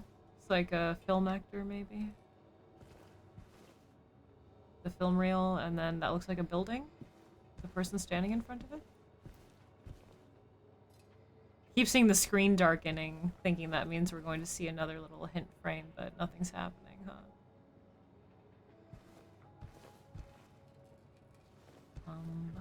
We're gonna hear some clattering, and he's going to say Laura, and we're gonna hear a little hee hee hee. We're gonna turn the corner, and she's gonna jump scare us.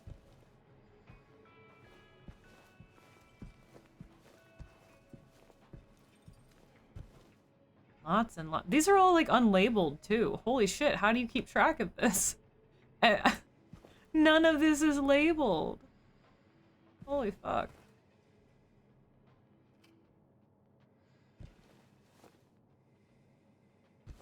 At theaters now, are they all just done digitally? At like more major movie theaters. I guess I never really thought about that. Is it all just digital now? If only you waited that 5 extra seconds, you would have seen something. I feel like major theaters, not like niche, small theaters. Unless it's old film or, yeah, specific. Okay. I assumed it's been digital for quite some time. But I was going to ask beforehand, like, how many copies of one single film would they keep in case one gets damaged or because they have to play it in multiple theaters, etc. Because I was thinking about how these are all unorganized and unlabeled, and that made me think of, well, how many copies of one single film do they have? And then that made me think, well, I guess theaters wouldn't have that anymore because it's probably all digital, huh? Train of thoughts here.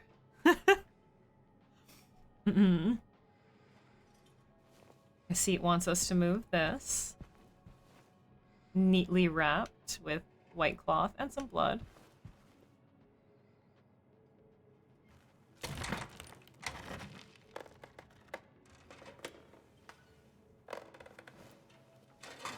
She's gonna move the ladder and bonk it on its head. Hey! Where were you hiding? What the hell? You made me go all the way around for no reason? My headcanon is that they're all James's tape. Oh god. Valid.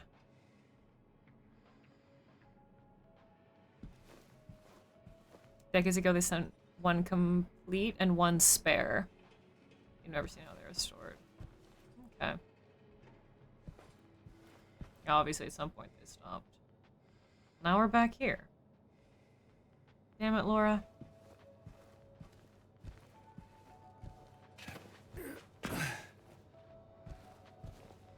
Oh, she turned the movie off. Wait, no, this is... Are we above where Eddie is now? Tucked in this drawer again. I'm assuming we're in the Eddie theater with the music's playing. Yeah, this is different, isn't it? No, it's... I'm confused. No, this is definitely different. Yeah, okay.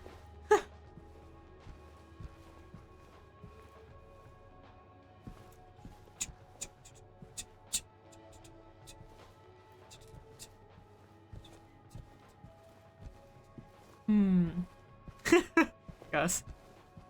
Laura. You little brat. Where the fuck'd she go? Is this different? No, it's not, because that's the window you originally No, that's how we got in here. Damn, topsy-turvy. Can't see Eddie. Oh, yep, this is Eddie's theater. Yep, there he is, still eating away the ice cream, but at least now he has the jams. Wait, the spotlight just went off of him. I can't see him anymore. I think my flashlight was, like, clipping through and still...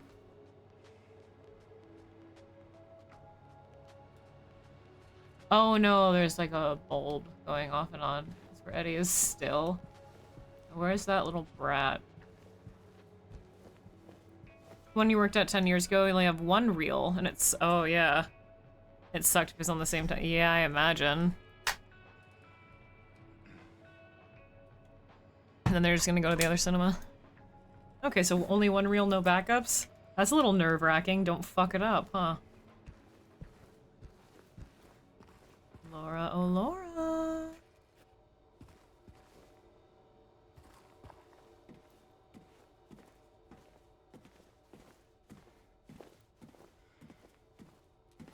Kind of reminds me of the Pyramid Head stairs in the apartments. You dropped one once? Ooh. Alright, fucking Pete. Where did she go? We haven't heard a single giggle or a little clamor.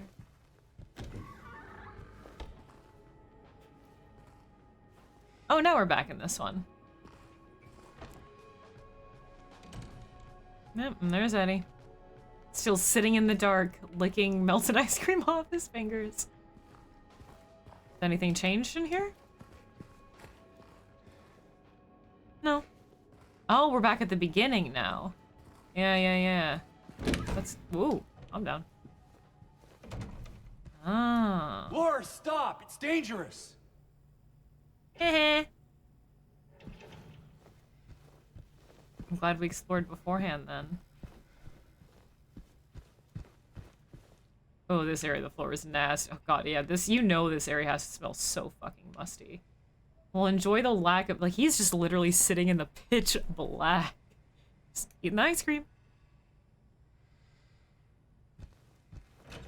Oh, it's... Maria? Did you see the little girl? Yeah, I tried to stop her, but she went that way. We can still catch her.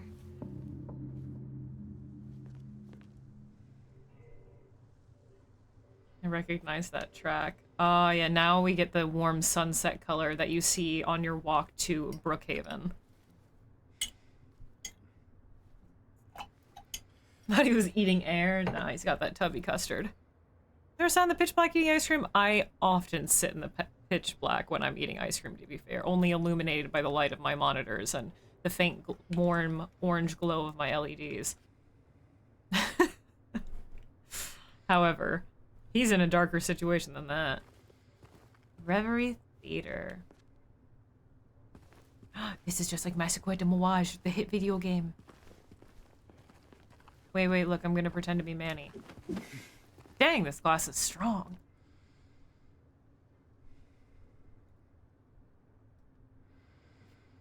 We'll get to her, don't worry. I'm sure, and of course I'm going to go the other direction to see if I can explore, even though it's already shown me that Pete's Bolorama is indeed blocked off, so. She's gonna say, wait, she went that way.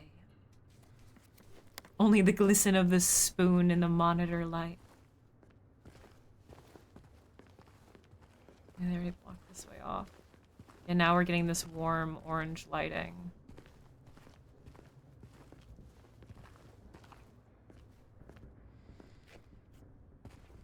Yeah, the way that they changed the flow of this part of the game, obviously very different, but don't sigh at me like that. I was gonna say it's a little bit more fluid. Now, granted, well, it's more fluid because it blocks you off from exploring any other side of the street and has you go directly to Brookhaven, where you can do a little bit of exploration with Maria before you even go to Brookhaven. She does say, hey, Laura went that way, not this way, but you can still kind of get past that at least a little bit. Also, wait a damn second. You know what I just fucking realized?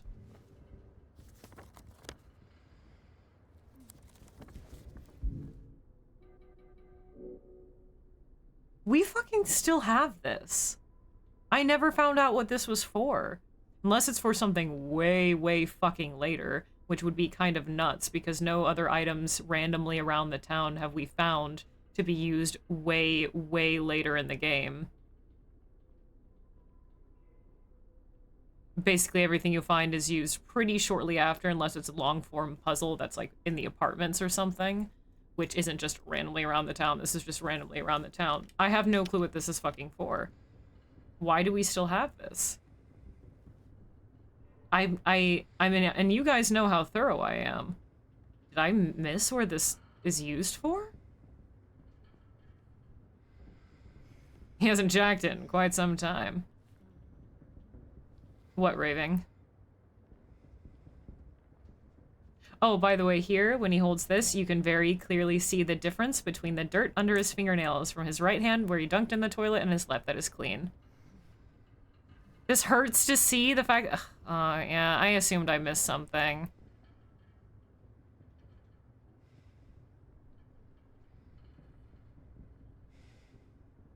Well, you might have to start again. Wait, what do you mean, raving? Oh, it's you that's fucked. Oh. Yeah, you can see that is that hand is still covered. You got that? You can definitely stick it somewhere. Okay, yeah, I'm going to ask directly. Did I miss? Don't like say nothing else than just, you know, just a short response, 'cause I don't want too much spoiled. But did I miss where this is to be used?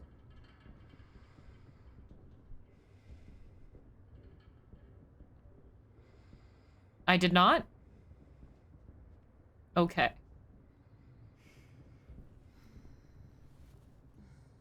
Great. Not sure. Oh, well, Raving says no. I did not. I did not hit her. I did not. Okay, good to know. Thank you. That's all I wanted to know. I'm glad because again, I've been pretty fucking thorough and I've explored every little area you really can before and after the storm chase, so I was very worried that I missed fucking something. Moy, thanks for the follow, Decoyo. Beautiful, man. Hopefully you're doing groovy. Yes, but you get another chance? That's giving me too much information. I just wanted to know if I, like, permanently missed it.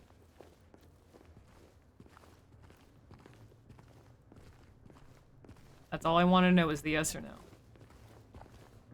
I only missed that cutscene where Pyramid Head uses that on James.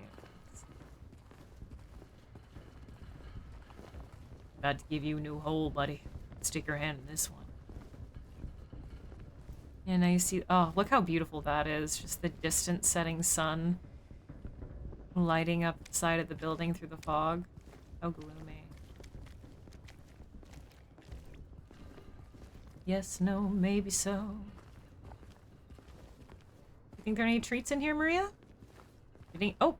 Perfect. Although I would like more healing items. I haven't looked to see how many bullets we have, but... Hello. That's not a healing item. Maria, watch out! A rogue can! I protected you, milady. We haven't checked how many bullets we have. What's your guess, chat? We haven't had to use our gun in quite some time, so how many bullets do you think are currently in tow? It's been kind of loading us up now. It's not been loading us up on healing items, which is sad. But it's been loading us up on ammunition. 114, 113, 30! You guys think it's over 100? 1/5 of a bullet. Any other guesses? 80.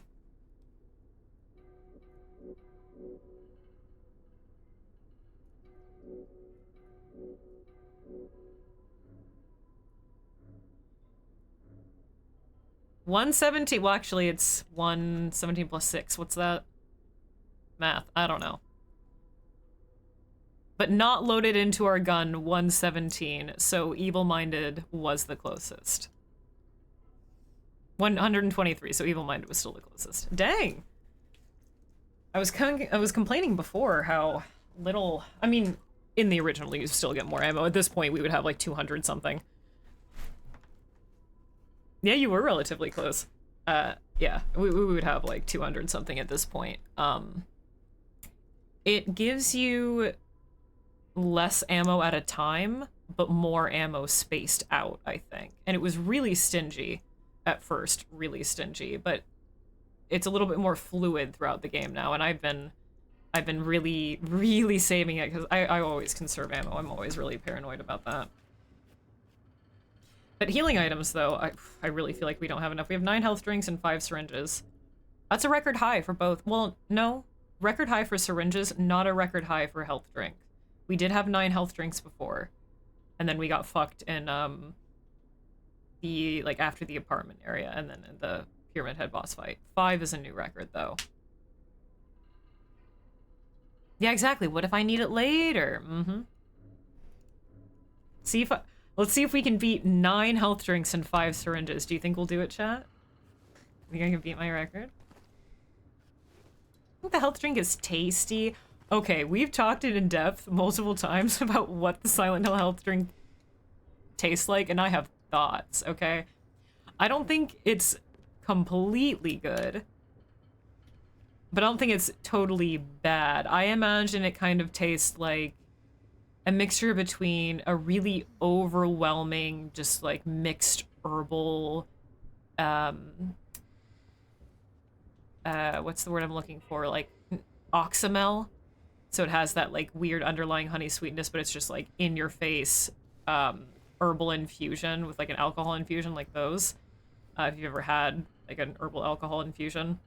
A little bit of like nasty Jägermeistery, but also like those turmeric ginger shots. It's just like pure juiced ginger and turmeric. So it has this kind of like really zesty, sharp, almost citrusiness in the back. Citrusy. But it's like this weird punch in the face herbal kind of licoricey. That's what I think. It's just fucking wheatgrass. Robitussin. Kombucha.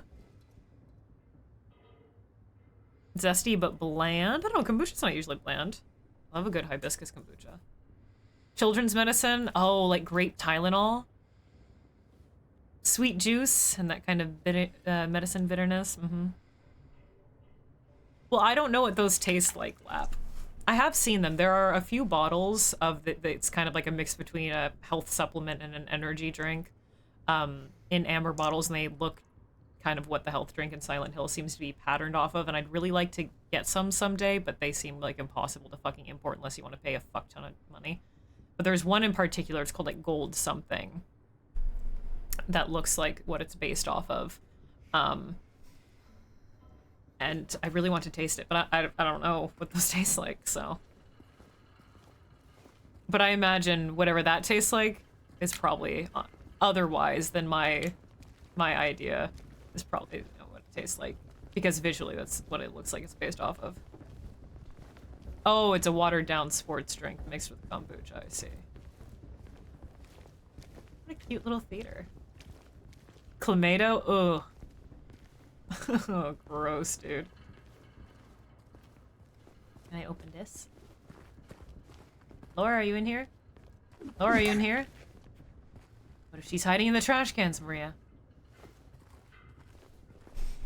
You don't drink alcohol, so you don't know how those things taste. Jägermeister is, like... Well, when I say alcohol infusion, it doesn't... That's not like an alcoholic drink, Claw. It's just, like an extract. You're making a medicine. It's not like an alcoholic drink. So just think really, really strong herbal taste, but like knocks you in the back of your throat because it's very astringent. But like Jägermeister is like black licorice, wormwood, fuck off tar. It's gross. It's not good. Mostly black licorice. So you can imagine that kind of flavor. Maybe she got on the school bus to go to school, Maria.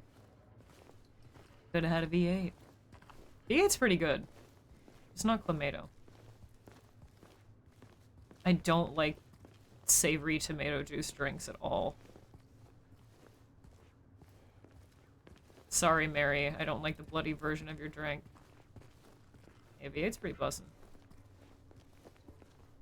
I fear the type of person that I would become. Ooh, how pretty. I fear the type of person I would become if I obtained a juicer, like an electric juicer. It would be nonstop. I would constantly be drinking that juice $2.99. It would be incessant. I wouldn't be able to stop experimenting with juices and like I do with your mom, and I wouldn't shut the fuck up about it. It's probably good that I don't own one. Celery in my juicer? Yeah, sure, why not? Mix veggies in with the fruits. Get some extra veg in there. You can't really taste it.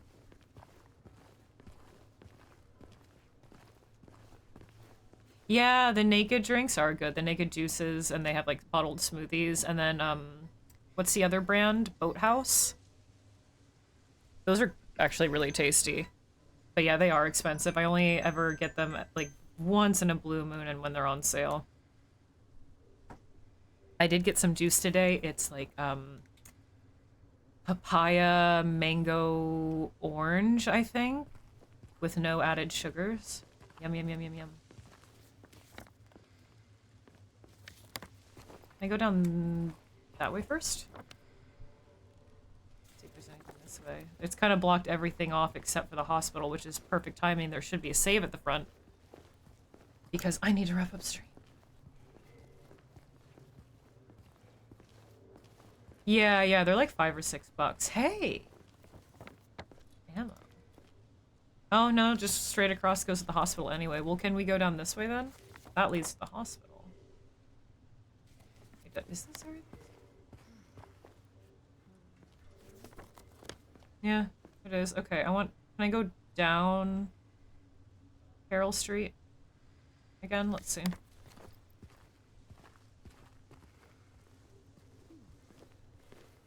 You saw the pile of sugar that's in it? I mean, yeah, there's a lot of added sugar, and there's also a bunch of sugar in fruit, Joe. But yeah, just make your own smoothies. It's a lot more cost-effective anyway, and less sugar and preservatives and whatnot. But as a little treat, those, like, naked smoothies or boathouse juice smoothies are tasty. They have this, like, protein cappuccino one. I forget which brand it is. I think it's Boathouse. That's actually kind of... Oh, that wasn't my radio. Huh. That's the sound of Lincoln. Those are pretty good. They made me so thirsty, and I wanted them to do the opposite. Well, when you're really thirsty, Joe, do you drink a smoothie to quench your thirst? Or do you, like, drink water or a sports drink or, I don't know, juice, something like that?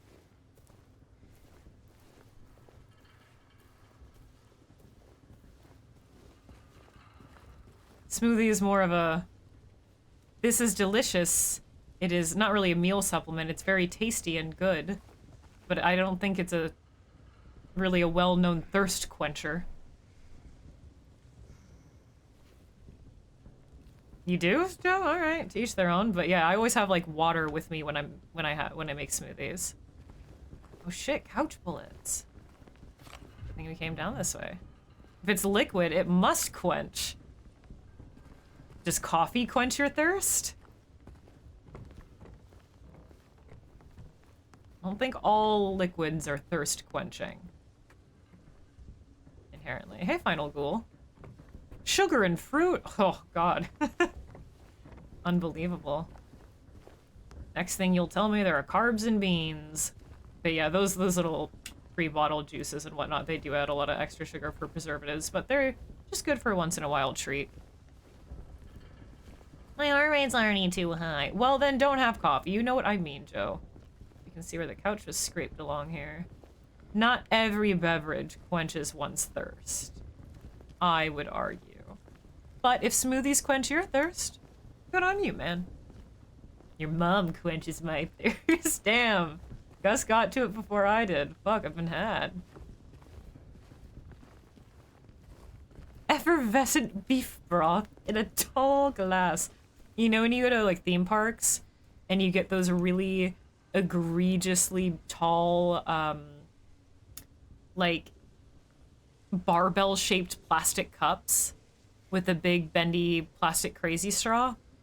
Fill that shit up with effervescent hot beef broth.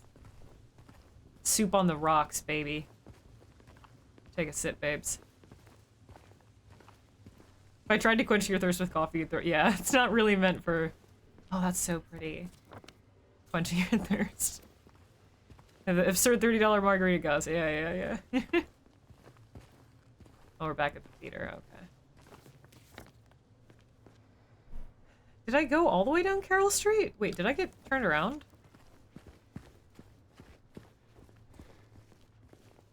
Did I go straight completely down to Rendell? No, I didn't. I got completely turned around. I went to... Oh, I think I turned left.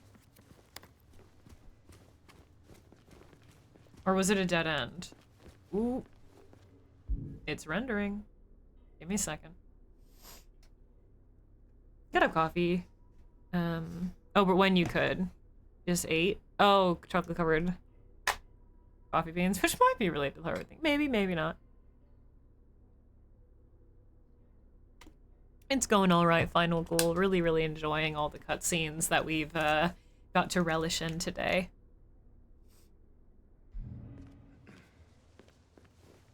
Yeah, I think I turned down the wrong side of the street. I wanted to go all the way down Carroll. Because that way leads us right into Brookhaven, but I wanted to see if we could even go down this way and if we could return to Heaven's Night for a save, or if we were, which I'm assuming we can't, or if we were forced into Brookhaven. Did I miss anything on these porches? I don't think I did. I think we already walked past all of these, right? Yeah, they're all locked up. Oh yeah, the vast majority of them are ghoul. Very nice little nod. Hey, did I walk down this side? I really need to wrap up stream, but I'm afraid if I go into Brookhaven then it's going to lock me in there and I won't be able to get out. And there might be something that I missed down this side of the street. So. Anything in the car? No. Fuck you. Nice building. Anything I missed on this side, maybe? No. Fuck you. That's for not having any loot. Sorry, Maria.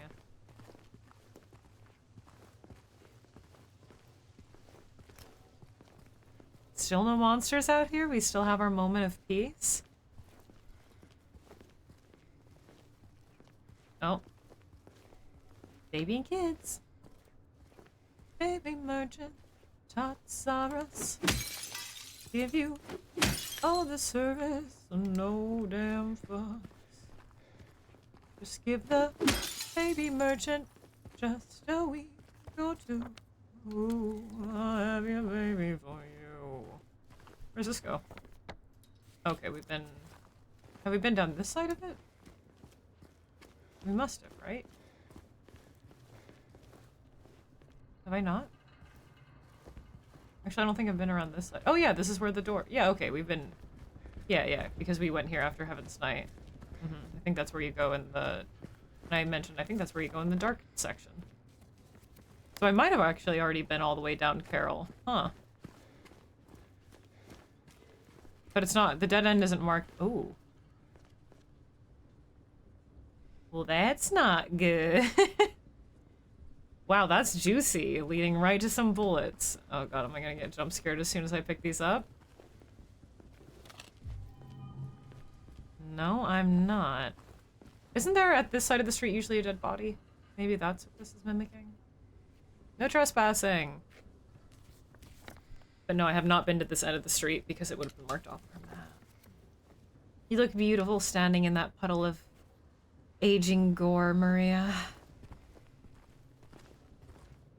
Somebody fought for their fucking life here. Maybe they got inside. Who's to say?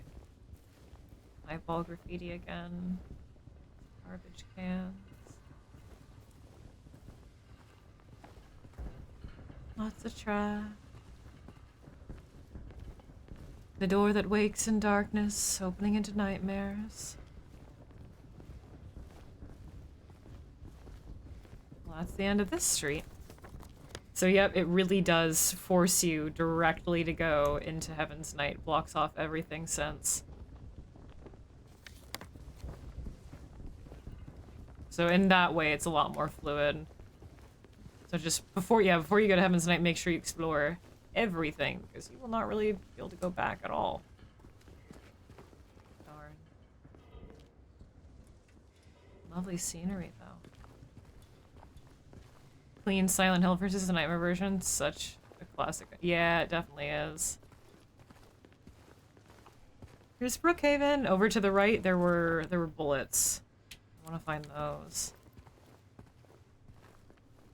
The fact that you can barely even see it through the fog until you get just in front of it. Oh my goodness. I can't believe we're finally at fucking Brookhaven. I'm scared. Brookhaven is, you know, in the original, kind of the... Well, do you reckon Brookhaven's longer than the apartments? Big rock. It feels kind of like the longest section of the game.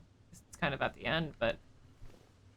You know, once we finish up Brookhaven, it's probably going to be zippy from there. I feel like we're kind of encroaching on the end. Who knows how long we'll spend here. Ambulance out the side. This is laid out very similarly to the original. I believe if you are to use a model viewer, and look at the outside of Brookhaven. I believe there is an ambulance off to the left-hand side like there is here. And it is just surrounded by pines. I'm so curious to see how different the layout of the inside of Brookhaven is. Because that map I'm more familiar with just visually looking at it, because I have, at one point in time, recreated as much as I could because the lot size in Sims 4 is only so large, but to the best of my abilities, recreated Brookhaven 1-to-1 in Sims 4, which is very painstaking. And I kind of gave up filling up all the rooms with decor and related items, because it took me so fucking long. So I'm so curious to see how this is going to be different.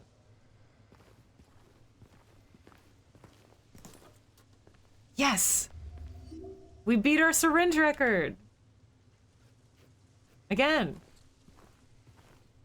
I've also recreated Heaven's Night a time or two in Sims 4. Refreshing. Silent Hills claim why you love the atmosphere. Feels so different than the— oh, I mean, this does too, right? But I suppose the beginning section— well, the beginning section of Silent Hill is still gloomy, abandoned, etc., right? James, look.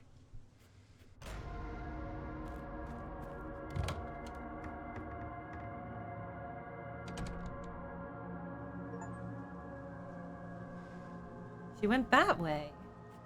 Thanks for pointing it out to me, Maria. But I feel like the beginning of Silent Hill 1 kind of feels fairly similar to the beginning of Silent Hill 2 Remake, at least. Suppose this is a little bit more dilapidated, a little bit more abandoned. Oh, look at her! Look at this! Oh my goodness. Brookhaven is here. Ah, I'm so excited. I'm not gonna lie. Scared as shit. Maybe not scared as shit. I'm very nervous, but I'm so excited. Yeah, I suppose the beginning of Silent Hill 1 is less horror-esque, less dilapidated, but I don't know if that's just due to limitations or...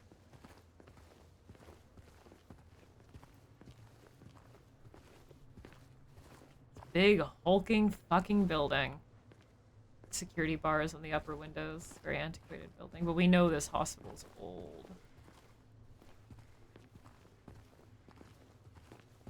This door is ajar. Does that mean treats?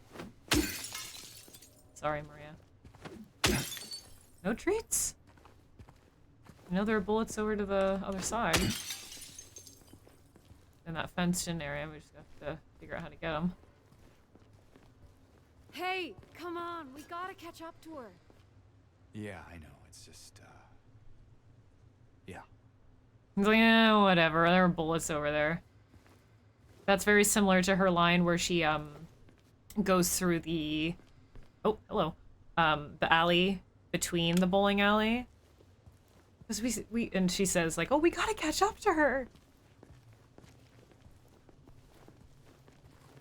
Looks like the arts district. Here's the bullets. Yeah, Maria, you wanted me to pass up this?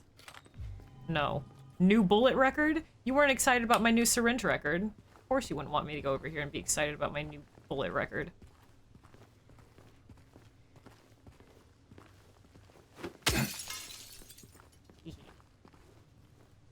Do we need to go after her? We do. She knows about Mary. Really? No health drinks in the fucking ambulance? Emergency, dial 911. Also, Hatred Central. An abandoned town that's been rotting since Celeste's nightmare. I mean, yeah, it is a little bit more abandoned. Oh, there we go. A little more abandoned, a little bit more rotting, but in atmosphere, kind of feels a little bit more similar to the beginning of this game. This one's a little bit more clean, but true. Has been rotting away. Big piles of bricks and debris. Oh! Startling. Thank you very fucking much, Waffle, for welcoming in Dread Central to the Lunar Cult once again. You are one of us. Welcome back. The cultists cry out your name in their feral hymns, and by the hands of Shake Your Waffle, you are now sacrificed. Thank you very much, Waffle. This is wicked fucking kind, dude. Danke, thank you. Enjoy the emotes. So far, the outside of the building, the shape of it is looking pretty damn similar.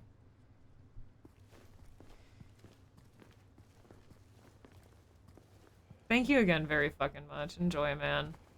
Very kind of you, Waffle.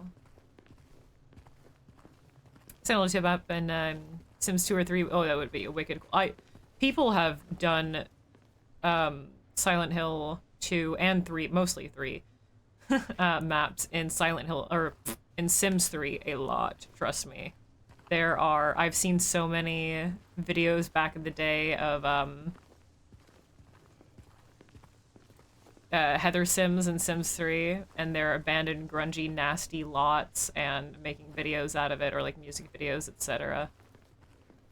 Even more so than Silent Hill 2.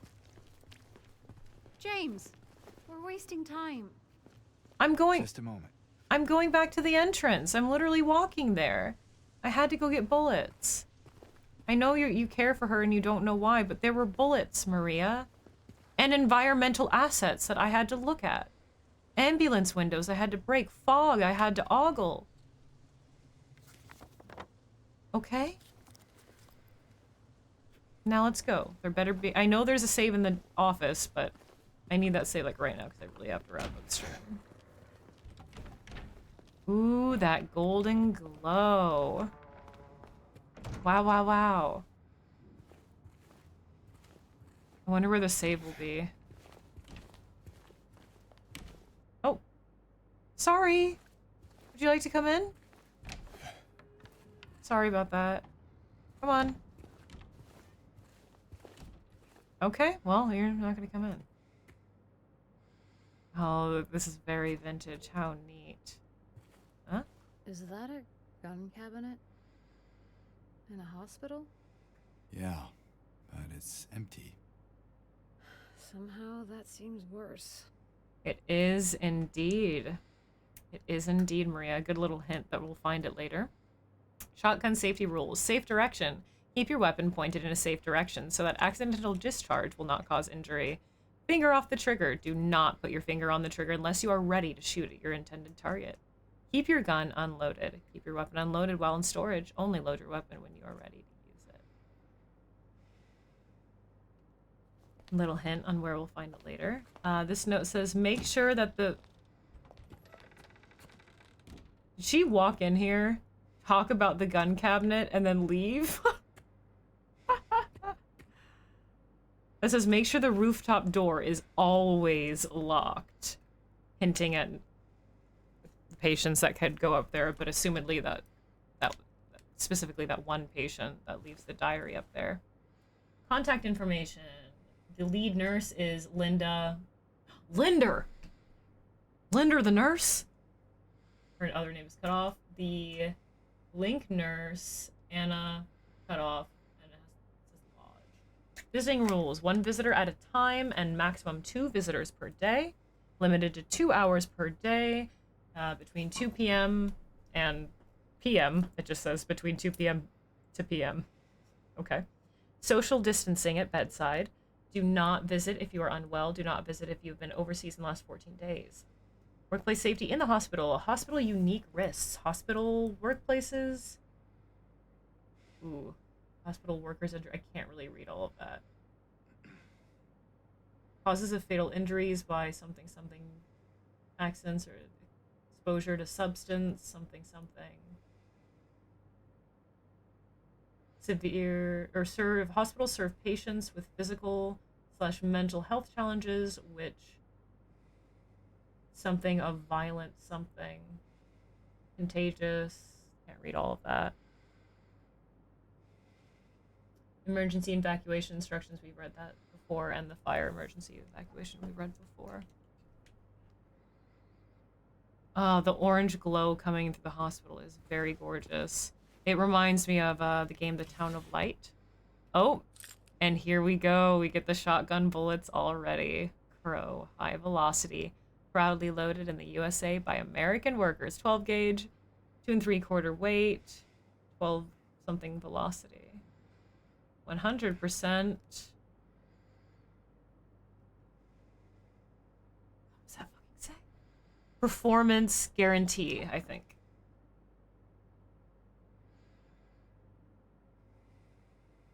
Small detail I missed. I saw it but didn't notice. Where, outside? Or out here? Because I just specifically walked in here first. Well, you can't go outside now. You can just tell me, was it inside? Or, oh, sorry, was it outside? Because I just walked straight here with the plan of going in here and then walking out and looking in the hallway. So it's inside here. Wait, I'm confused. Was it outside?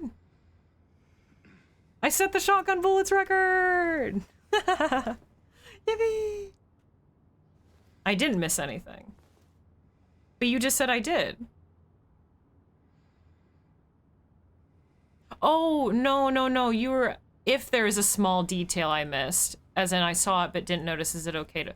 Yeah, that's okay. Just make sure you ask before you say it. Like, if there is a small detail that I saw but missed, yeah, like directly look at but didn't take notice of, just make sure you just ask first. Just say, hey, there's a detail that you saw but missed. Can I tell you about it? And then, yeah, that's okay. Just make sure you just ask beforehand, whatever it is. Thanks for asking. Effective immediately to our visitors. If you're visiting between the hours of 9 p.m. and 5 a.m., please be prepared to present valid identification. I feel like you need to present valid ID at any hour, but what do I know? Maria, you are simply glowing in this light. Oh my god, look at you. Oops, I didn't mean to take 2 screenshots. She's just so glowing. We've seen all these, but oh wait, Ron's 20% off, 2 days. That's new. Paleville Sanitarium. That's also new. Newspaper clipping of a woman. The rest we've seen before, yeah. Photo of a woman holding a baby. 2 for posterity. You don't find it, you actually have to buy the $40 Silent Hill Pass. It comes with free vitamin water. They redeem at your nearest Burger King. Security televisions. Cup of coffee. Box of cigars. In the hospital? I really want to, sorry if it seems like I'm rushing over some stuff. I really want to spend more time looking at this, but I'm trying to get to the nearest save point because I really do need to end stream now. And my eyes are really starting to hurt. I'm getting sleepy.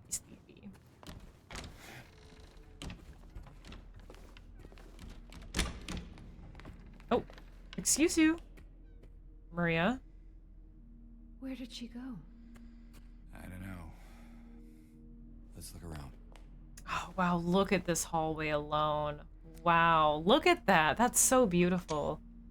Just the color tone of everything. The gold light rushing in through the windows, and then the, like, green-blue detailing that a lot of hospitals have really does remind me of the game Town of Light, but that's just because that's a common theme in hospitals, right?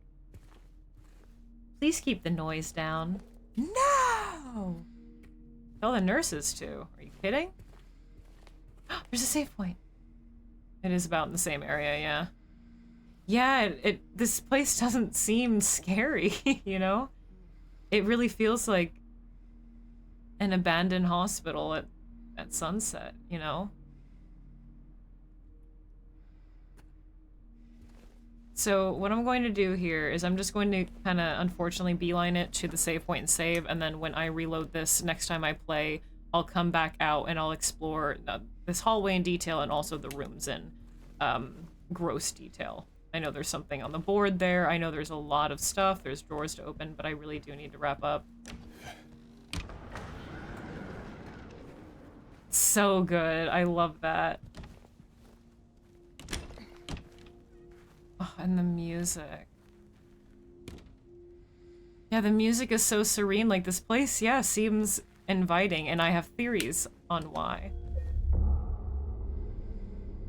Staring down at the square.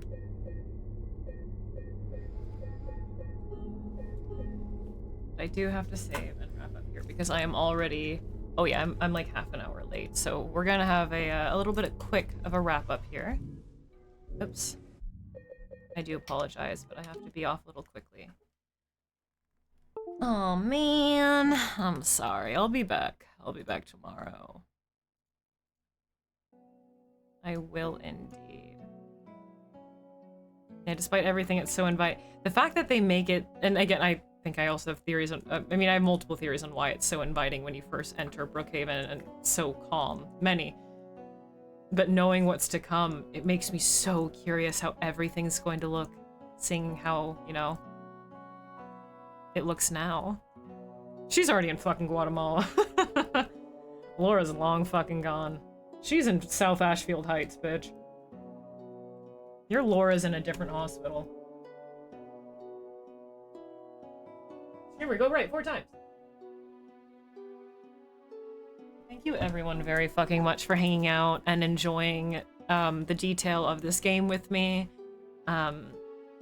And not being too annoyed of me sitting back and really paying attention to every last little moment and playing very slowly. Again, I can't tell you how much I appreciate you guys being here for that and enjoying it too. This game is so special to me, and I know it's special to a lot of you as well. And I know how easy it is to get frustrated at a streamer playing ever so slowly or playing not how you would play, so I just very much appreciate that you're taking the time to enjoy it with me. Let's find someone to raid.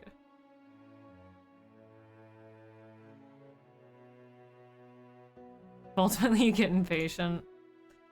Thankfully, I am a pretty patient person.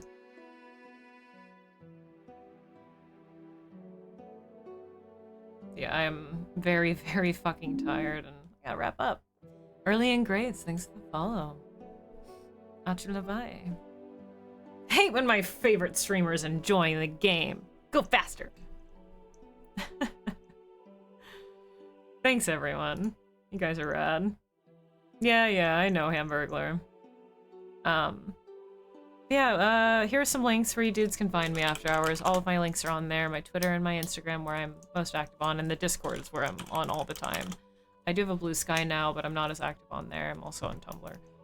You can find me lots of places. I have Patreon as well, if you'd like to support me there. And my commissions are open. Hee hee. Yeah, I post about horror games and art a lot, and my cats. Yeah, again, thanks dudes so fucking much for hanging out. It's so nice to like chat about the game with you guys as we play and just chill and hang out and enjoy everything. Waffle, thank you very much for welcoming in Dread Central. Thanks for the follows, dude. 7QB, using their Prime on me for 3 months. Very fucking much appreciated. And Sharky with 3 months as well. Danke. Danke. Check the witchy section? Okay, I'll check it later. I don't know what you linked, but I'll check it later. We are going to raid... Ooh. Oh, Crybaby, just started Prim, which I have yet to get back to because I am in the throes, the obsessive throes of Silent Hill 2 right now. But we'll get back to it eventually, I'm sure, after I finish it. But they just started it. They're only like a few minutes in. What is this currently playing? This is music from the Witcher 1 soundtrack. That's what we've been listening to today. Witcher 1. Music and ambience. Yeah, we're gonna go read Crybaby. They are a VTuber. They're pretty fucking funny. They also do a lot of horror games. They do some retro variety, but mostly a lot of spooky shit. They speedrun Silent Hill 4 sometimes. And yeah. they do a little bit of speedrun on the side. They're just overall pretty fucking cool. So we're gonna hang out over there. I haven't seen anyone else play Prim yet, aside from the person we rated before. It is follower subscriber only, but we're going to give them a raid anyway. They're very chill. Oops, I forgot the raid message. Oh no.